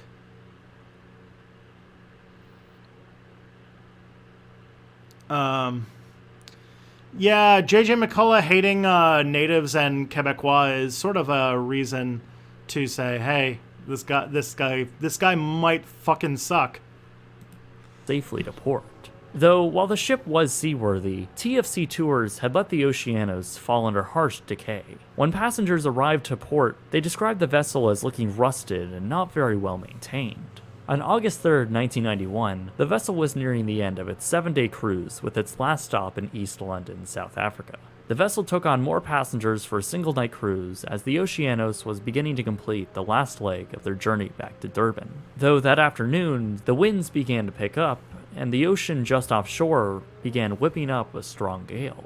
Like I had mentioned earlier, this part of Africa is well known for its weather. The ship was scheduled to travel through the Transeski coastline, nicknamed the Wild Coast for its freak and sometimes violent weather. This ended up delaying the Oceanos for a few hours that afternoon, and as winds continued to pick up, the vessel just couldn't leave port. However, by the command of Captain Avranis, the Oceanos headed out to sea despite the weather to keep schedule, now with 571 people on board. Usually a sail-away party would be held on deck, however due to the weather, a party was held inside the main lounge. Moss Hills, a guitarist on board, said, quote, "It was a great success in spite of the weather. We got passengers to dance and sing, telling them that we would provide the rock and the ship would provide the roll." As dusk approaches that evening, passengers made their way to the main dining room. However, by now, the Oceanos was encountering very rough 40-knot winds and up to 30-foot swells. Passengers described the scene inside the main dining room as a tad chaotic, with plates and glasses shifting around their tables and staff struggling to keep balance. The swells outside were tossing the 500-foot vessel side to side, seemingly becoming even more violent. Meanwhile, below deck, in the bulkheads, the scene unfolding would instantly change the fate of the Oceanos. Earlier that day, repairs had been performed on the ship's water disposal system. A very important pipe that directly intakes seawater within the vessel had its vital non-return valve not fully replaced. It's believed that after a series of freak waves slamming against the ship, the pipe's shell plating had burst open, spilling seawater, and began filling the compartment. Eventually, my opinion, you should probably not have done that. You should probably have replaced that valve. What's it called? Maybe they should have not been negligent on ship maintenance. That's just my opinion. That's my take on what they could have done differently. Water, going unnoticed, had reached the ship's main propulsion engines and caused an explosion. The Oceanos immediately lost power and propulsion. Most Greek reaction I've ever seen. Yeah, what's it called? Seawater spilt into their into the cargo bay. It flooded both main and secondary olive storage. Luckily, the feta supply was untouched. From her two main propellers. Upstairs in the main lounge, performers had been entertaining passengers just as the main engine exploded. A guest had actually been videotaping the show at the same moment the Oceanos lost power, and you can hear the loud thud in the video from below deck. I want you to imagine, if you can, Immediately, cruise director Lorraine Betts rushed upstairs to find out what was happening from the ship's officers. By now, Captain Avranis had assessed the damage below and knew... See, the thing is that Greek cruise ships are kept afloat because they fill all of the ballast with olive oil, and because oil floats on top of water, the ship floats on top of the water. That's Greek naval engineering right there. The 14,000-ton powerless vessel was in trouble. With room for 594 people in her 6 lifeboats, the Oceanos certainly had enough room to save everyone on board. However, with the rough ocean and the vessel beginning to ever so slightly list, time was at the essence. When Lorraine got to the bridge, Captain Avranis was described to be in shock, as the crew and officers were in a panic, sending out distress calls. As passengers waited patiently in the dark lounge, terrified as to what happened, Moss Hills and a few other entertainers had continued to sing songs and interact with the passengers. Man, this is some real chump shit trying to run a ship. Effort to keep everyone calm. Not too long after, the ship's lifeboats were beginning to be lowered for boarding. However, not by passengers, but by crew. In fact, passengers and entertainment staff were told that there was just a problem in the engine room, and that there may be a chance they would need to abandon ship. So as passengers put on their life vests, the crew were seen running to and from their cabins, throwing personal items and suitcases in the lifeboats just before lowering away, which had very few actual passengers aboard. The captain assured everyone that the ship was not sinking, so Moss Hills and fellow entertainer Julian Butler traveled down below decks to find out for themselves. And what they found was alarming. Water had been pouring in and sloshing around on the lower decks. Oh no. I'm just imagining, because it flooded primary and secondary olive storage, that they just see the water floating, and it's just tons and tons of olives floating in the water. By this time, over 500 passengers were on board the Oceanos, and still no alarm or announcement had been sounded to abandon ship. By midnight, the vessel was in serious trouble, and with hundreds of passengers awaiting some official to direct them as to what to do to evacuate, no such person appeared. It eventually came to the ship's entertainment staff to take charge of the rescue and group passengers and place them in lifeboats. Somebody deserved a fucking bonus after that. So one by one, each lifeboat filled with at least a capacity of 99 passengers were lowered down into the rough, pitch black ocean. By the early morning hours of August 4th, hundreds of passengers had been lowered down on several different lifeboats until a serious problem came. By this time, the Oceanos had been listing so heavily on its starboard side that launching or loading lifeboats became impossible. Since the crew had taken off with nearly half-empty boats, there was not enough seats in the remaining boats for everyone. And now, with over 220 people still aboard the slowly sinking vessel, there was nothing to do but call for help. Moss Hills and Julian Butler had... Goddamn, women and children.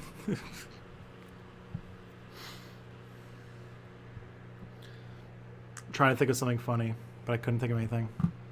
Made their way up to the ship's bridge to assess the situation with the captain. The only problem was, the captain wasn't there. He was actually still on the ship, seen here grasping to the pool deck staircase, completely uninvolved. Actually, the only reason he was still on the ship was because he was caught boarding a lifeboat earlier, and the entertainment staff had pulled him back on board.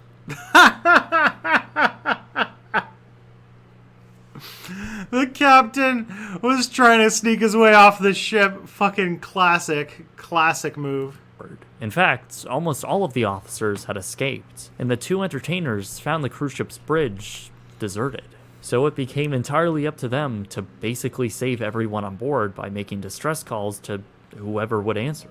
Luckily, they were able to reach several ships in the area, and later learned that the South African Air Force set up a multi-helicopter rescue. By 6 a.m., all of the passengers were moved out onto the open decks, awaiting for the helicopter rescue. And after around 4 hours... Luckily, like, when a cruise ship is sinking, it takes like 6.5 weeks to do so.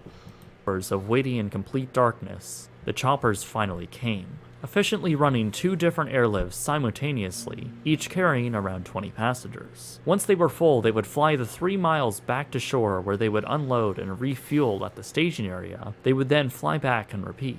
And over the course of... Similar thing happened to an Italian ship in 2012. Yeah, that was, what's it called? There's an episode of, whatchamacalls it? There's an episode of, well, there's your problem about it, and that's the only time I've ever watched a thing about a cruise ship going adrift or going sinking, so yeah. Few hours, unbelievably, every single person was off the Oceanos and had been successfully rescued via helicopter and inflatable boats. All 571 people. And after what seemed like just moments, the listing of the sinking ship worsened as waves washed over the starboard bow. Then it didn't take long for the flooding to accelerate. Soon, and incredibly all captured on video, they will still go to sea court. The 500-foot, 7-story vessel became swallowed by the ocean. Then finally, at around 3:30 p.m. on August 4th, nearly 19 hours after the flooding began, the Oceanos finally went under. At the staging ground on the shores of South Africa, passengers were reunited and the entertainment staff were regarded as heroes, which they were.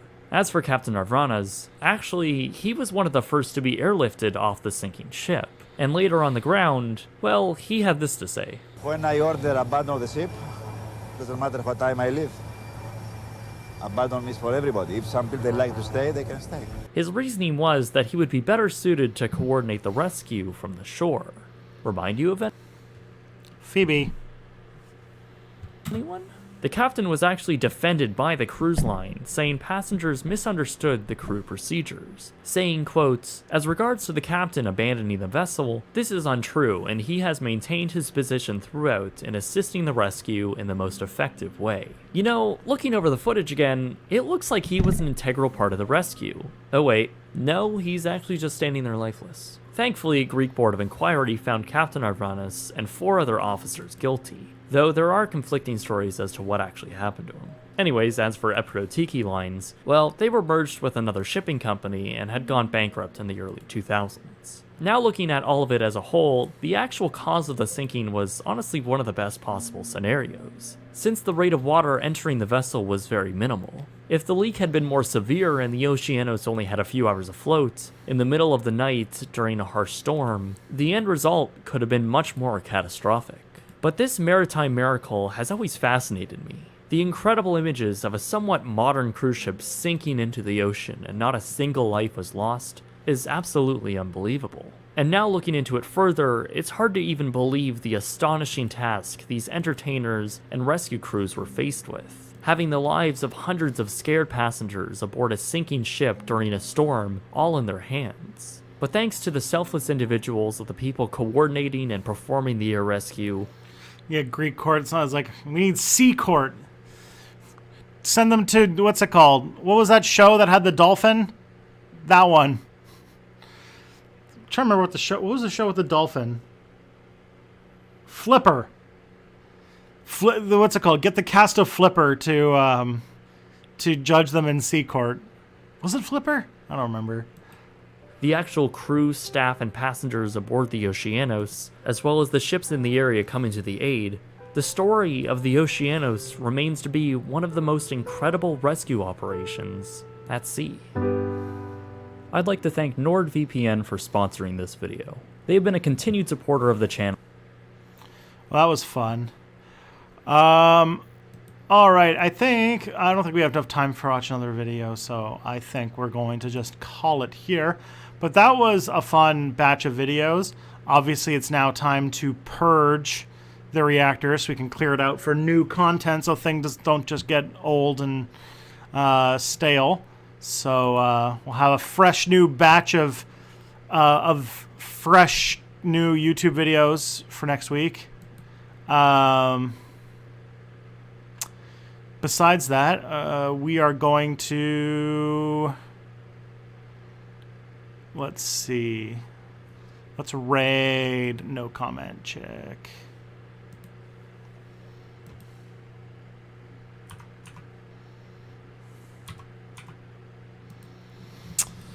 And yeah, keep yourselves happy with each other, and I'll see you guys on Monday. Peace out, friends.